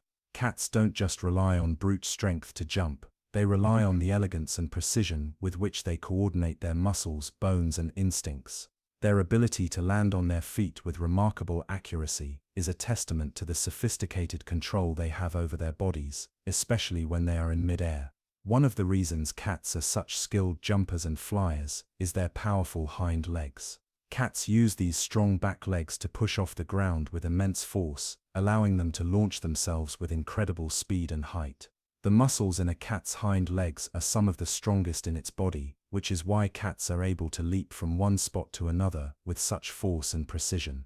Their powerful back legs act as the springboard that sends them into the air, giving them the ability to execute leaps that look almost superhuman.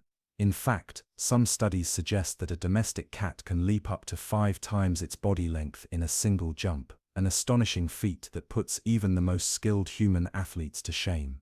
While many people associate the concept of flying with birds or insects, cats' ability to soar through the air for short distances comes with its own unique set of advantages. Cats have evolved to be both excellent hunters and escape artists, and their aerial abilities are key to both. In the wild, cats often need to pounce on prey or leap away from predators, and their jumping abilities are built for these very tasks.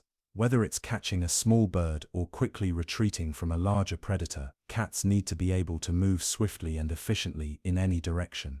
Their aerial control and agility ensure that they can respond to danger or opportunity in the blink of an eye, which is one of the reasons they are so adept at surviving in the wild.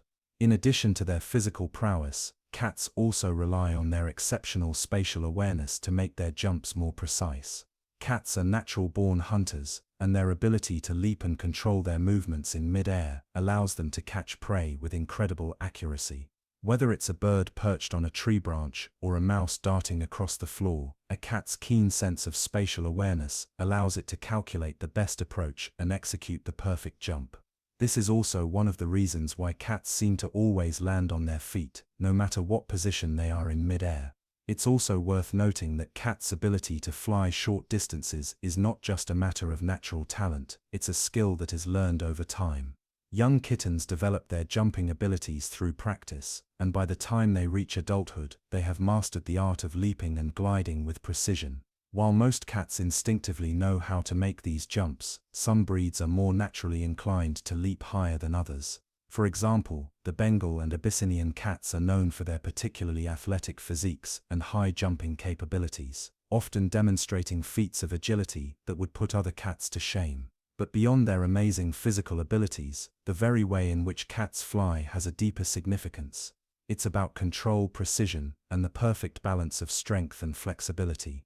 Cats have evolved over millions of years to be able to make these impressive leaps, and each jump or glide they make is a result of both instinct and learned behavior. From hunting to escaping danger, the ability to fly for short distances is a skill that has allowed cats to thrive in many different environments. Whether they are scaling vertical surfaces, navigating their way around obstacles, or simply leaping from one perch to another, cats possess a level of aerial finesse that is rarely seen in the animal kingdom. Ultimately, cats' ability to leap and glide isn't just about showing off, it's a vital part of their survival. Their remarkable jumping prowess, paired with their righting reflex, allows them to survive falls, catch prey, and escape predators, all while looking effortlessly graceful. So the next time you witness a cat leaping across the room or scaling a seemingly impossible height, just remember, they're not just making an impressive jump, they're performing a skill that has been honed through centuries of evolution, making them one of the most agile and flying creatures in the animal kingdom. Their ability to fly, even if only for a few seconds or a short distance, is a testament to their extraordinary natural abilities and an essential part of what makes cats such fascinating and enigmatic animals. Fact number 22. Dogs can understand human emotions. Dogs have long been known as man's best friend, and for good reason. Their companionship and loyalty have earned them a special place in human society, where they serve various roles, from pets to working animals. But there's something much deeper and more profound about dogs that extends beyond their utility or cuteness, their uncanny ability to understand and respond to human emotions. In fact, this remarkable skill is one of the most defining characteristics that separate dogs from many other domesticated animals. Their profound emotional intelligence is something that continues to astound researchers and dog owners alike. At its core, a dog's connection with humans is built on an emotional bond that has been forged over thousands of years of cohabitation. Dogs have evolved alongside us, adapting to our needs, our behaviors, and most importantly, our emotions. This connection goes far beyond mere training or instinct. Dogs seem to have a natural ability to sense how we are feeling, whether we're happy, sad, anxious, or angry. This unique bond allows them to respond to us in ways that are almost human-like. But what's even more incredible is how sensitive dogs are to the emotional states of the people around them. In fact, research shows that dogs can often sense emotions even before their owners are consciously aware of them. Imagine coming home after a long, grueling day at work. You're exhausted, mentally drained, and perhaps a little frustrated. As you open the door, your dog greets you, tail wagging excitedly, eyes sparkling with happiness. But this greeting isn't just a response to you being home. There's something more to it. Your dog seems to know you're tired or upset. Even if you don't immediately express your emotions, your dog might gently nudge you with their nose, offer a comforting lick, or simply sit next to you, providing silent support. It's as if they instinctively recognize that you need comfort, and they're there to provide it. That's not just a cute behavior, it's emotional intelligence in action. Dogs' sensitivity to human emotions goes beyond their ability to recognize facial expressions. While humans have been trained to interpret the subtle cues in body language and facial expressions, dogs have an incredibly refined skill set for understanding these same cues. Research has shown that dogs can distinguish between happy, sad, and angry facial expressions, and they respond accordingly. If you smile or look joyful, your dog may become more energetic, wagging their tail and playfully jumping around. If you're upset, they may sense your tension, becoming quieter or more subdued. It's almost as though they can read our emotional state as easily as we read a book. But dogs don't just rely on facial expressions. They also listen carefully to the tone and cadence of our voices. Every time we speak, whether in joy or frustration, our voice carries subtle emotional cues. When we're happy, our voices tend to be higher pitched and lively, and dogs tend to respond with excitement. Conversely, when we speak in a deep low tone or shout in frustration, dogs are more likely to retreat or become nervous. This sensitivity to vocal tone allows dogs to understand how we feel based on the energy and inflection in our voices, making them incredibly in tune with our emotional states. It's not just our faces or voices that give away how we feel. Dogs are also adept at reading our body language. For instance, when we're anxious, we may pace, wring our hands, or avoid eye contact, physical signs that a dog can easily pick up on. If we're feeling sad, we may slouch, drag our feet, or curl up in a way that signals emotional distress. And our dogs notice these changes in our posture and energy, adjusting their behavior to match. If we seem stressed, they may come and sit beside us, quietly offering support. If we're feeling playful or happy, they may bounce around and invite us to play. Dogs, in a sense, are emotionally contagious. If we're happy, they reflect that joy, and if we're down, they match that too, mirroring our emotions. This emotional mirroring is known as emotional contagion, and it's one of the most compelling aspects of the human-dog relationship. Studies have shown that dogs don't just respond to their owners, they also seem to catch the emotional state of the people they are around. This phenomenon is not limited to just our direct emotional expressions. Dogs are constantly observing us, reading us, and reacting in real time. In fact, dogs can sense even the smallest shifts in human emotions, picking up on changes in our breathing patterns, posture, and movements. This ability allows them to respond in ways that are attuned to our needs, even when those needs are unspoken. But what happens when a dog senses that their owner is upset or anxious? How do they respond? Surprisingly, the answer is often quite profound. Dogs seem to instinctively know that when their human companions are emotionally distressed, they need comfort and support. This can manifest in various forms of behavior: a gentle nudge with the nose, laying their head on the owner's lap, or simply curling up next to them. In some cases, dogs may even exhibit protective behaviors, like standing guard in front of their owner or responding aggressively to perceived threats if they sense their owner's anxiety or fear. Interestingly, this level of emotional awareness isn't just limited to dogs' interactions with their human family members. Research has shown that dogs can also pick up on the emotional states of strangers. This is particularly notable in therapeutic settings, where dogs are often used to provide emotional support to individuals in distress. For example, therapy dogs can sense when a person is feeling anxious or depressed and respond by offering comfort. The fact that dogs are so attuned to the emotional states of people they've never met before speaks volumes about their ability to read and react to human emotions. This incredible sensitivity to human emotions isn't just useful for therapeutic settings, it's also part of what makes dogs such loyal and loving companions. When we're feeling lonely, anxious, or sad, our dogs seem to instinctively know what we need. Their comforting presence and gentle gestures offer solace in ways that few other animals can match. And in return, dogs are deeply rewarded by the bond they share with their owners. Studies have shown that interacting with a dog can increase levels of oxytocin, a hormone associated with love and bonding, in both humans and dogs. This creates a positive feedback loop where both the dog and the human feel more connected, reinforcing the bond between them.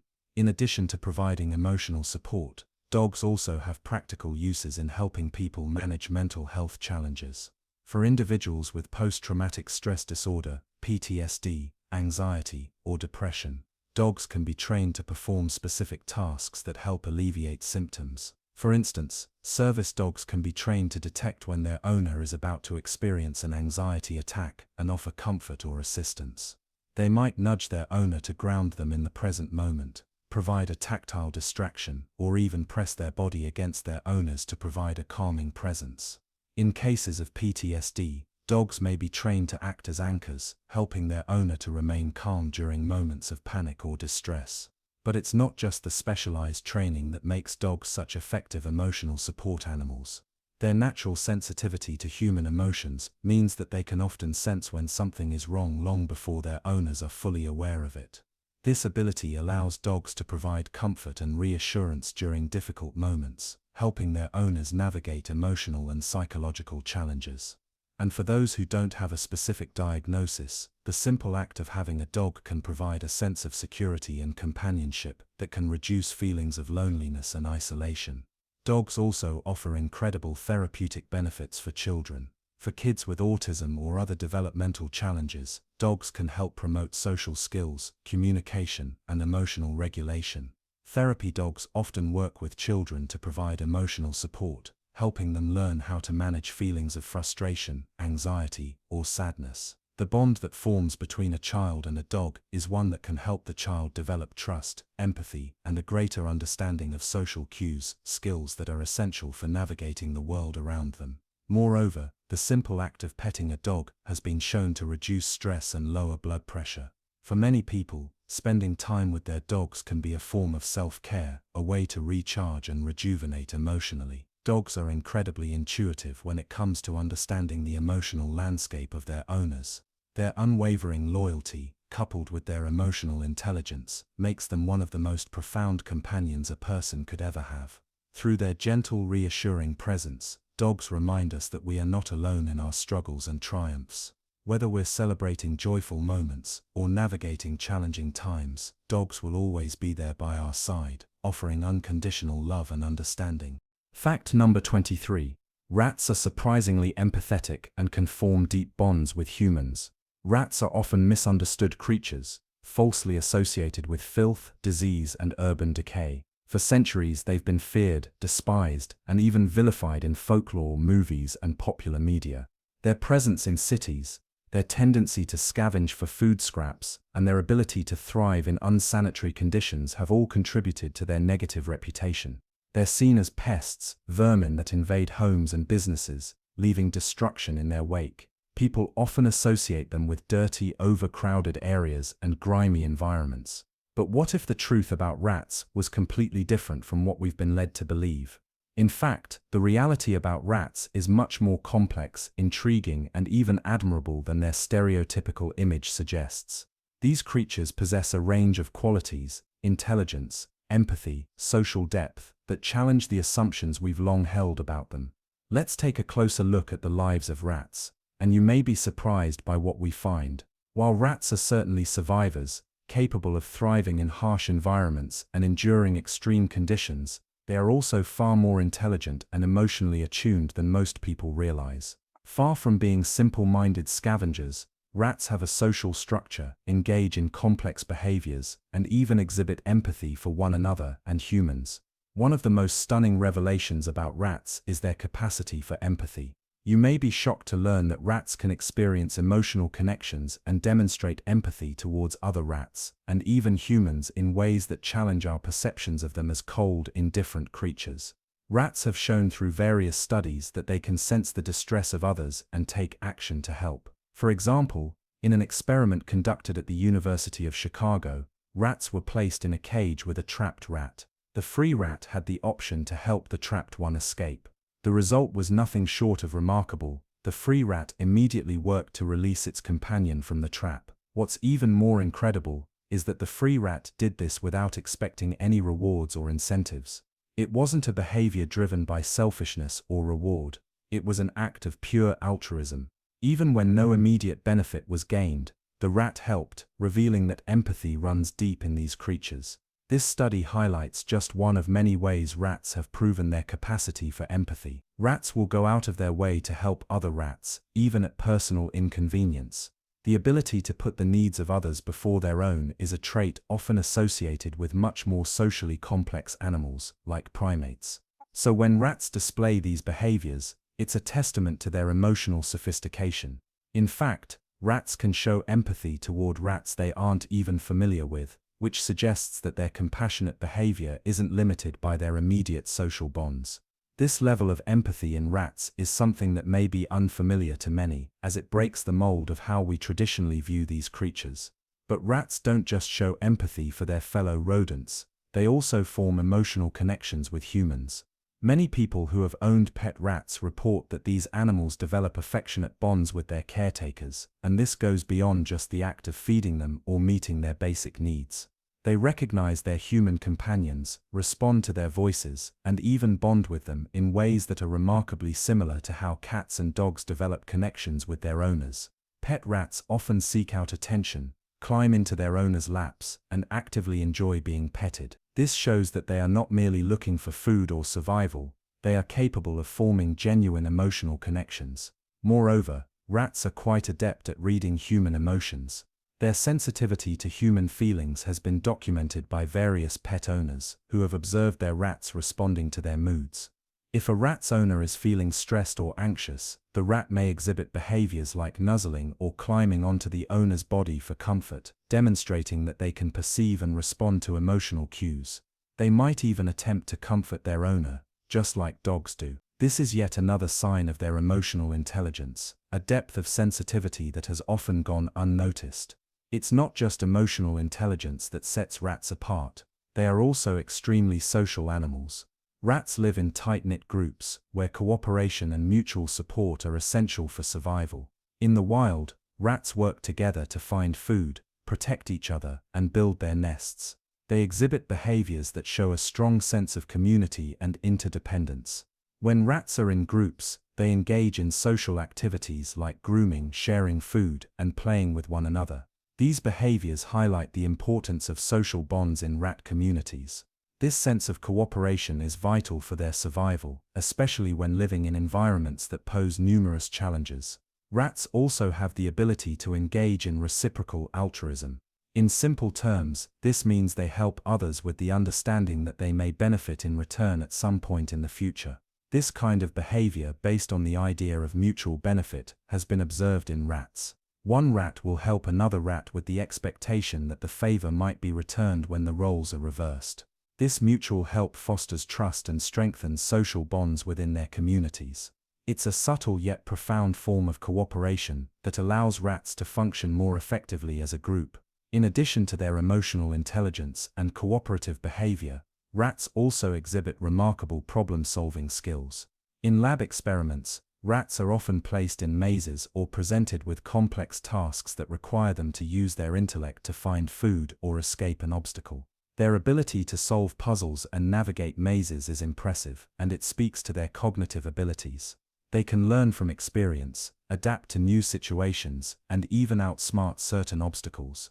Some studies have even shown that rats are able to figure out how to escape from traps or other challenging situations by remembering previous experiences or applying creative solutions. Rats' problem-solving abilities have even been compared to those of humans and primates. Their ability to plan and use logic is evident in their behavior. In one experiment, rats were given the task of pressing levers to receive a food reward. Over time, they learned which levers provided the best rewards and figured out how to avoid traps that were set for them. This type of learning through trial and error shows that rats are capable of higher cognitive processes, including decision-making, anticipation, and logical reasoning.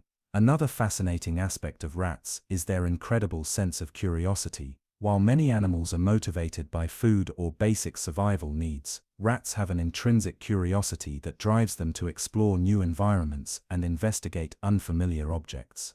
In fact, when placed in an enriched environment with new and stimulating experiences, rats have been observed to become more active, engaged, and social. They are not simply creatures of habit, they enjoy novelty and seek out new challenges. This curious nature is a key reason why rats are often used in scientific research. Their ability to learn and adapt to new environments makes them ideal subjects for studying behavior, cognition, and even human-like conditions, such as addiction or memory loss. Rats are not just mindless creatures, they are incredibly smart, emotionally complex, and socially attuned beings that deserve a closer look. They challenge our outdated perceptions of what it means to be pest, showing that they are capable of compassion, cooperation, and complex thinking. Their behavior is not dictated solely by the need to survive. They can bond with one another, empathize with distress, and engage in problem-solving tasks. These creatures, once feared and hated by many, are in fact among the most fascinating and misunderstood animals on the planet. Rats have also made substantial contributions to science and medicine. Their use in research has led to breakthroughs in understanding human psychology, disease, and even new treatments for illnesses. The role that rats have played in advancing medical science cannot be overstated.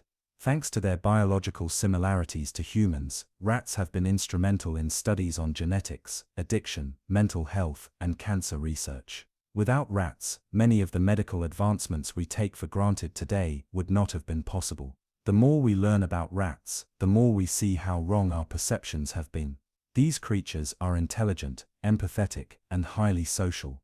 They are capable of complex emotions and behaviors that rival those of some of the most beloved animals in the world. So the next time you encounter a rat, whether in a lab, as a pet, or in the wild, take a moment to appreciate them for the unique and amazing creatures they truly are. They are not just pests to be eradicated, but remarkable animals that deserve respect, admiration, and a deeper understanding. Fact number 24. Mice. The tiny creatures that changed science forever. Mice have long been underestimated by the average person, often seen only as a nuisance, scurrying across kitchen floors or nesting in attics. To many, these creatures are little more than pests, living short lives of anonymity. But beneath their small and seemingly inconspicuous exterior lies an animal that has played a pivotal role in the development of science, medicine, and technology. From laboratories to farms to wild ecosystems, mice are one of the most studied animals in the world, and their contributions to human health and knowledge are invaluable. They may not be as glamorous or intimidating as tigers, elephants, or sharks, but mice have changed the course of human history in ways few could have ever imagined. For centuries, mice have been used in scientific research, providing invaluable insights into areas as diverse as genetics, psychology, neurology, pharmacology, and even the evolution of life itself. Their significance in the medical field cannot be overstated. Many groundbreaking treatments, such as vaccines, chemotherapy, and antidepressants, owe their development to studies involving mice. In fact, mice have been so influential in science that they are often referred to as the lab rat's cousin and are sometimes regarded as the unsung heroes of biomedical research. Without the humble mouse, many of the medical advancements that we take for granted today would never have been possible. One of the most significant contributions that mice have made to science is in the realm of genetics. Scientists discovered early on that mice share many genetic similarities with humans, making them an ideal subject for genetic research. In fact, mice share about 95% of their genes with humans, which means that studying them can provide critical insights into the human genome, diseases, and genetic mutations. This genetic similarity allows researchers to explore the causes of a wide range of conditions, including cancer, cardiovascular diseases, neurological disorders, and even genetic disorders like cystic fibrosis. The development of genetically modified mice, also known as transgenic mice, has been a game-changer for genetic research. By inserting specific genes from other organisms, including humans, into mice, scientists can study the effects of those genes on the mice's development and health. For example, researchers have used genetically modified mice to better understand how certain genetic mutations contribute to diseases like Alzheimer's, Huntington's disease, and Parkinson's disease. These mice models mimic human conditions with stunning accuracy, giving scientists the ability to test new treatments before moving on to human trials. Thanks to these genetically engineered mice, many life-saving drugs have been developed and refined, saving countless lives in the process. Mice also played an integral role in the discovery of how genes control the immune system. By studying the immune responses of genetically modified mice, researchers were able to unravel the intricate workings of the human immune system, leading to advances in immunotherapy and vaccine development. The development of vaccines for diseases like influenza, polio, and even COVID-19 would have been impossible without the extensive use of mice in preclinical testing.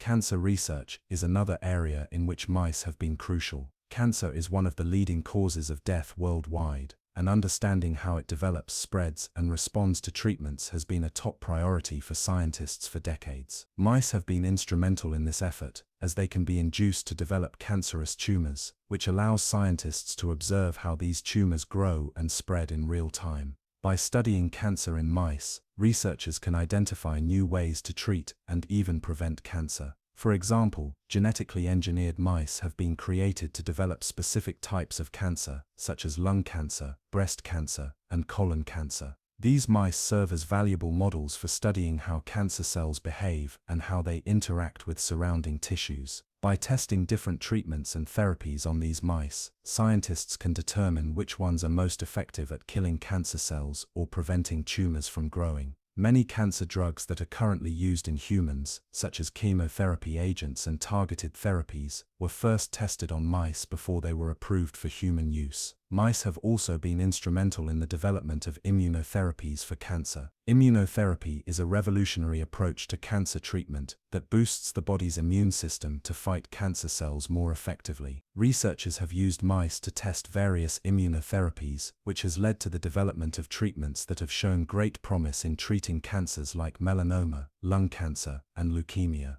In addition to their contributions to genetics and cancer research, mice have also been invaluable in the field of neuroscience. Neuroscience is the study of the brain and nervous system, and understanding how the brain works is crucial for treating neurological disorders like Alzheimer's disease, epilepsy, and depression. Mice are an ideal model for studying the brain, as their brain structure and function are similar to those of humans. By studying the brains of mice, scientists have made significant progress in understanding how the brain processes information, how memories are formed, and how neurological diseases affect brain function. Mice have been used to study everything from the effects of brain injuries to the way certain neurotransmitters influence mood and behavior. For example, research on mice has led to the development of antidepressant medications that help millions of people around the world cope with depression and anxiety. Mice have also been used to study neurodegenerative diseases like Alzheimer's, where researchers have developed genetically modified mice that exhibit symptoms similar to those of human patients. These mouse models have been essential for testing potential treatments and interventions for Alzheimer's and other neurological conditions.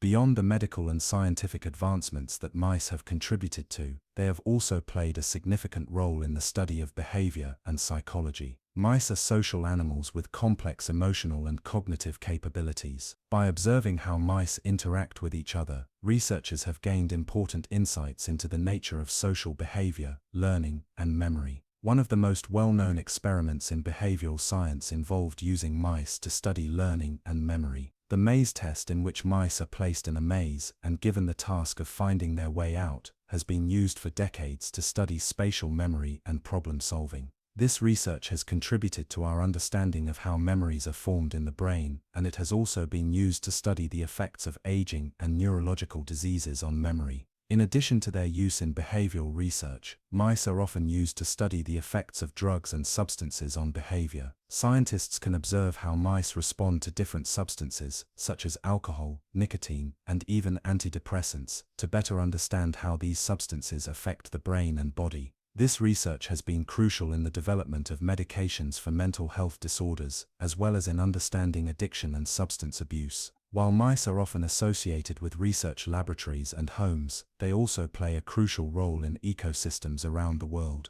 In the wild, mice are an important part of the food chain. They serve as prey for a wide variety of predators, including owls, hawks, snakes, and even larger mammals like foxes and coyotes. By providing a food source for these animals, mice help maintain balance in natural ecosystems. Mice are also important for the dispersal of seeds and the aeration of soil. As they forage for food, they inadvertently help spread seeds, contributing to plant growth and biodiversity. Their burrowing habits also help to aerate the soil, allowing air and water to reach plant roots more effectively. In this way, mice play a vital role in maintaining healthy ecosystems and supporting the growth of plants and other organisms. Despite their scientific significance, mice often get a bad reputation in popular culture. In cartoons, movies, and literature, mice are often portrayed as sneaky, dirty, or irritating. However, this perception doesn't reflect the true complexity and importance of these animals. Mice have been the subject of many popular stories, such as The Tale of Despero, Stuart Little, and The Mouse and the Motorcycle, where they are depicted as resourceful, clever, and brave characters. These stories help to humanize mice and remind us that there is more to them than meets the eye. Mice may be small, but they have had an enormous impact on science, medicine, and our understanding of the world around us.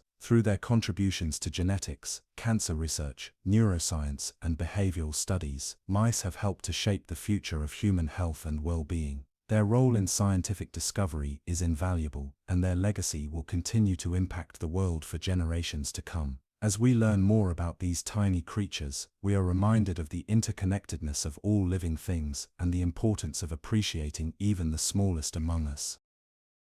Fact number 25. Giraffes have a unique way of sleeping. Giraffes are one of the most iconic animals in the world, widely recognized for their towering height, long necks, and unique patterns.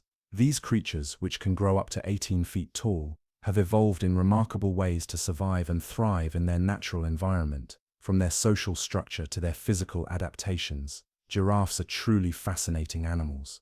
However, their remarkable existence is not without its challenges, and the future of giraffes in the wild is facing significant threats. Let's take a deep dive into the fascinating world of giraffes, exploring their biology, behavior, and the challenges they face.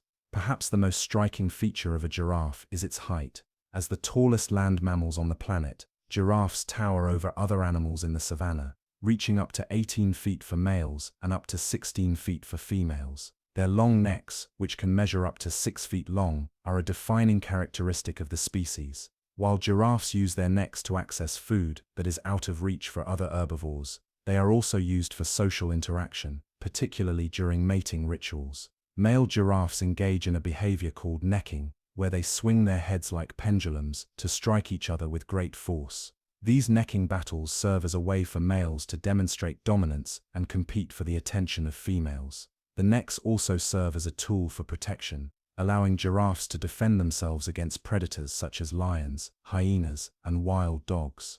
While giraffes may appear to be slow-moving and docile creatures, they are actually highly adept at surviving in the wild. Their long necks and legs give them the ability to see over long distances, making them highly vigilant when it comes to spotting potential predators. Their height also allows them to feed on trees and shrubs that are out of reach for most other herbivores. Giraffes primarily feed on the leaves of acacia trees, using their prehensile tongues, which can extend up to 18 inches, to grasp and pull the leaves from the branches. The dark color of their tongues is an adaptation to prevent sunburn, as giraffes spend much of their time in the hot African sun. Giraffes have a highly specialized diet, and they are considered browsers rather than grazers like many other herbivores. While grazers feed on grass, giraffes prefer to feed on the leaves, flowers, and fruit of trees. This diet is not without its challenges, as giraffes must compete with other herbivores for access to food. However, their height and long necks give them an advantage when it comes to reaching food that is out of reach for other animals. Giraffes will often feed on the leaves of acacia trees, which are rich in nutrients, but they will also eat other types of trees, shrubs, and herbs depending on availability. Despite their impressive size and specialized diet, giraffes are not immune to predators. While lions are the primary threat to adult giraffes, young giraffes are vulnerable to a variety of predators, including lions, hyenas, and leopards. However, giraffes have developed several defenses to protect themselves. In addition to their size and strength, giraffes are capable of running at speeds of up to 35 miles per hour in short bursts, which helps them evade predators. Their long legs also enable them to deliver powerful kicks, which can deter predators from attacking.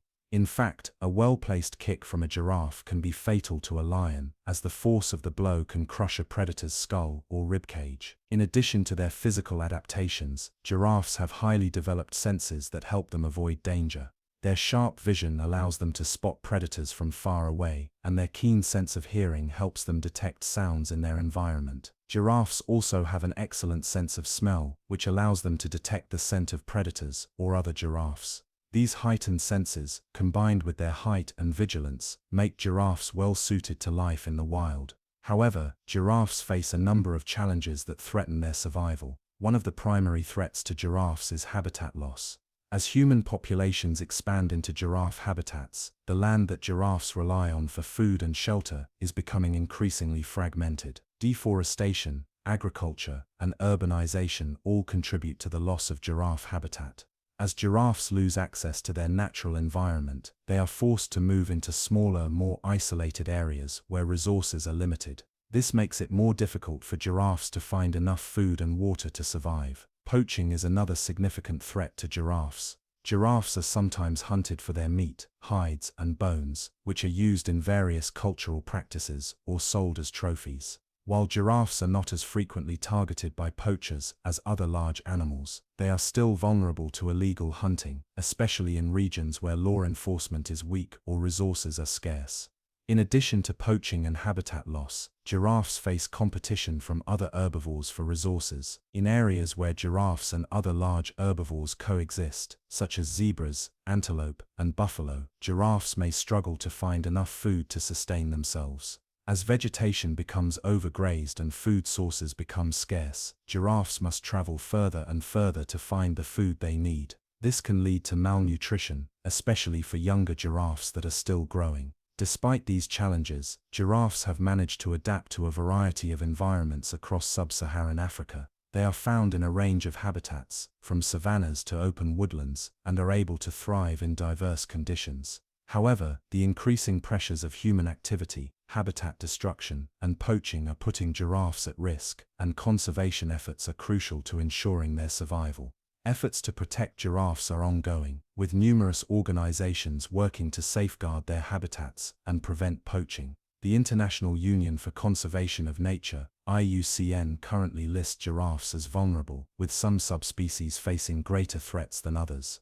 For example, the West African giraffe is considered critically endangered, with only around 400 individuals remaining in the wild. These giraffes are confined to a small region of Niger, where conservation efforts are focused on protecting their habitat and preventing poaching. One of the most interesting aspects of giraffes is their sleep patterns. Unlike many other mammals, giraffes don't sleep for long periods at a time. Instead, they sleep in short bursts, often only for a few minutes at a time. On average, giraffes sleep for only about 4.6 hours each day, making them one of the shortest sleepers in the animal kingdom. This sleep pattern is believed to be an adaptation to their environment, as it allows giraffes to remain alert and avoid predators. Giraffes also have a unique way of sleeping. They usually do so while standing, although they will occasionally lie down for brief periods of rest. Despite their relatively short sleep cycles, giraffes do need to rest and recharge. During deep sleep, their brains process information and consolidate memories, which is essential for maintaining overall health and cognitive function. However, because giraffes are such large animals, lying down to sleep is a vulnerable position, as it takes them longer to get up and move if they are startled. This is why giraffes tend to sleep while standing most of the time, as it allows them to remain alert and ready to flee if necessary. In addition to their sleep patterns, giraffes are known for their unique social behaviors. Giraffes live in groups called towers, which are typically composed of females and their offspring. Males, on the other hand, tend to be more solitary, although they may join female groups temporarily during mating season. These social structures allow giraffes to communicate with each other and coordinate their movements in the wild. Giraffes use a variety of vocalizations, body language, and subtle gestures to communicate with each other. While giraffes do not have vocal cords capable of producing loud sounds, they can produce low-frequency sounds that are often too deep for humans to hear. These sounds are believed to help giraffes communicate over long distances, especially in areas with dense vegetation. The giraffe's coat pattern is another fascinating aspect of its biology. Each giraffe has a unique pattern of spots, much like human fingerprints. These patterns help giraffes camouflage in their natural environment, where they move through dense foliage and tall trees. Interestingly, the pattern of spots can vary depending on the giraffe's geographical location, with some giraffes exhibiting darker, irregular spots, while others have lighter, more circular patterns. These variations in coat patterns are thought to help giraffes blend into their surroundings, making it more difficult for predators to spot them. In conclusion, giraffes are truly remarkable creatures that have evolved in fascinating ways to survive in their environment. From their towering height and long necks to their unique social behaviors and specialized diet, giraffes have adapted to their habitat in ways that few other animals have. However, their future in the wild is increasingly threatened by habitat loss, poaching, and competition for resources. As we continue to study and protect these magnificent animals, we can learn from their resilience and appreciate the role they play in the ecosystems they inhabit. By supporting conservation efforts and advocating for giraffe protection, we can help ensure that future generations will be able to experience the awe and wonder of these incredible creatures. Fact number 26. Hippos are surprisingly dangerous and deadly animals. Hippos, despite their seemingly peaceful, almost comical appearance, are among the most dangerous creatures in Africa. These massive creatures, often seen floating lazily in rivers and lakes, are capable of being highly aggressive and pose a serious threat to humans who unwittingly cross their path. In fact, more people are killed by hippos each year than by any other large animal, including lions and crocodiles. With their sheer size, strength, and unpredictable temperaments, hippos are an example of how appearances can be deceiving in the animal kingdom. Although they spend much of their time submerged in water, hippos are not the slow-moving, docile creatures they might appear to be. They are capable of running surprisingly fast on land, reaching speeds of up to 30 kilometers per hour, 19 miles per hour, a feat that is especially dangerous given their large size. Hippos are also incredibly agile in the water, using their barrel-shaped bodies and webbed feet to move effortlessly through rivers and lakes. This combination of speed, agility, and power makes them formidable opponents in their natural habitats. When provoked or threatened, hippos can launch themselves at great speed, potentially overturning boats or charging at intruders with incredible force. One of the most dangerous aspects of a hippo is its powerful bite. Their jaws can open wide enough to reveal a set of massive tusks, some of which can grow up to 20 inches in length. These tusks are razor-sharp and capable of slicing through flesh and bone with ease. The force of a hippo's bite is terrifyingly strong, capable of snapping a boat in half or crushing a car in seconds. Hippos use their sharp tusks to fight with each other, particularly during mating season when males compete for dominance. They have a powerful bite and are known to engage in violent territorial battles, leaving other hippos with deep wounds or even causing fatal injuries. Though they may seem like gentle giants when viewed from a distance, hippos are known to exhibit extreme aggression when defending their territory. This aggression is particularly dangerous in the context of their natural habitats, where they often share rivers and lakes with people. Hippos are highly territorial creatures and are known to attack boats and people who inadvertently venture into their space. It is common for hippos to perceive any boat or human as a potential threat to their domain, and they will often charge without hesitation, delivering a fatal blow to those who are caught in their path. The sheer unpredictability of hippo behavior makes them an unpredictable danger in the wild. These attacks are often swift and brutal, with very little chance for victims to escape once the hippo has locked onto them. What makes hippos particularly dangerous is their unpredictable nature. While they are herbivores grazing primarily on grass, their aggression is often sparked by a perceived threat to their territory or family. They have been known to charge at people who are walking along riverbanks, driving cars, or even walking in the water. Hippos have a keen sense of smell and hearing, which they use to detect threats from afar. Their territorial behavior and aggression are especially prominent when they feel their young or fellow group members are in danger. Mothers are extremely protective of their calves and will charge at anything they perceive as a threat to their offspring. In these situations, hippos have been known to overturn boats, sink vehicles, and cause devastating damage in an effort to defend their territory. Despite their violent nature, hippos are fascinating creatures with complex behaviors. They spend much of their lives submerged in water, where their thick skin keeps them cool and prevents them from becoming dehydrated. Hippos' skin is highly sensitive to the sun, and they secrete a natural reddish substance that acts as a sunscreen, protecting them from the harsh rays of the sun. This substance, sometimes referred to as blood sweat, is actually a mixture of oils and acids that also has antibacterial properties. This secretion helps prevent infections in their skin and keeps them safe from parasites and bacteria that thrive in their wet environments. Hippos can spend up to 16 hours a day submerged in water, only emerging at night to graze on grasses. Their preferred grazing hours are during the cooler evenings, when they can roam the savanna and eat as much as 80 pounds of vegetation in one night. Hippos are highly social animals, living in groups called pods that typically consist of between 10 and 30 individuals. Within these pods, hippos have a complex social structure. Dominant males, known as bulls, take charge of the pod, and their role is to protect the group and defend their territory from other males. Female hippos, who are usually the primary caregivers, give birth to a single calf after a gestation period of around 8 months. Calves are born underwater and are able to swim almost immediately after birth, staying close to their mothers for protection. In the first few years of their lives, calves stay close to their mothers, relying on them for safety and nourishment. As they grow, they gradually begin to graze on grasses and become more independent, although they will remain in close proximity to their mothers. The relationship between mothers and calves is incredibly strong, with mothers fiercely protecting their young from any threats. Hippos' territorial behavior extends beyond just defending their space from other species. It includes protecting their own young and ensuring that they are safe from harm. In fact, adult male hippos can be incredibly aggressive toward calves that are not their own, even attacking young hippos from rival males or other groups. This aggressive behavior often results in fatal injuries for young hippos, as the adults use their massive size and powerful bite to assert dominance over the group.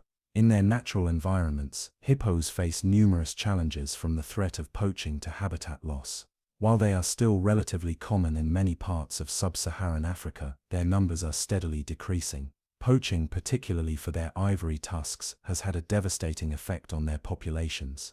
Hippo ivory is highly valuable on the black market and is often sold for use in luxury goods such as jewelry, handles for knives, and ornaments. This illegal trade has contributed to a sharp decline in hippo populations, especially in areas where poaching is prevalent. In addition to poaching, hippos are also affected by habitat loss. The encroachment of human settlements into their natural environments has reduced the availability of suitable areas for grazing and water access. As human populations continue to grow and expand, hippos are increasingly forced into smaller, more crowded areas where they are more vulnerable to conflict with humans. In response to these threats, conservation efforts are underway to protect hippos and their habitats. Various organizations are working to establish protected areas for hippos, ensuring that they have enough space to roam and thrive without the constant threat of human encroachment. Efforts are also being made to crack down on the illegal ivory trade and to educate local communities about the importance of protecting hippos and their role in the ecosystem. The International Union for Conservation of Nature (IUCN) has listed hippos as a vulnerable species on their red list of threatened species, meaning that while they are not yet endangered, they face significant risks to their survival. Efforts to monitor and protect hippo populations have become more critical in recent years, as the challenges facing these animals are more pronounced than ever. More data is needed to track the movement, behaviors, and population trends of hippos, and scientists are utilizing technology, such as satellite tracking and drones, to monitor hippo movements in remote regions. These advancements in research are helping conservationists develop more effective strategies for safeguarding the future of hippos.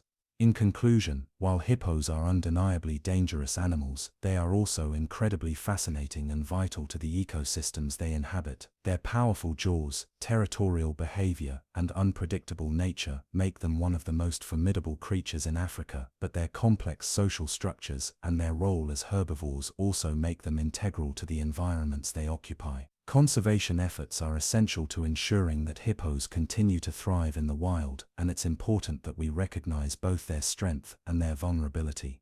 They are not only symbols of nature's raw power, but also reminders of how fragile even the mightiest creatures can be in the face of human activity. By respecting their space and working to protect their habitats, we can help ensure that future generations will be able to marvel at these magnificent creatures in their natural environments.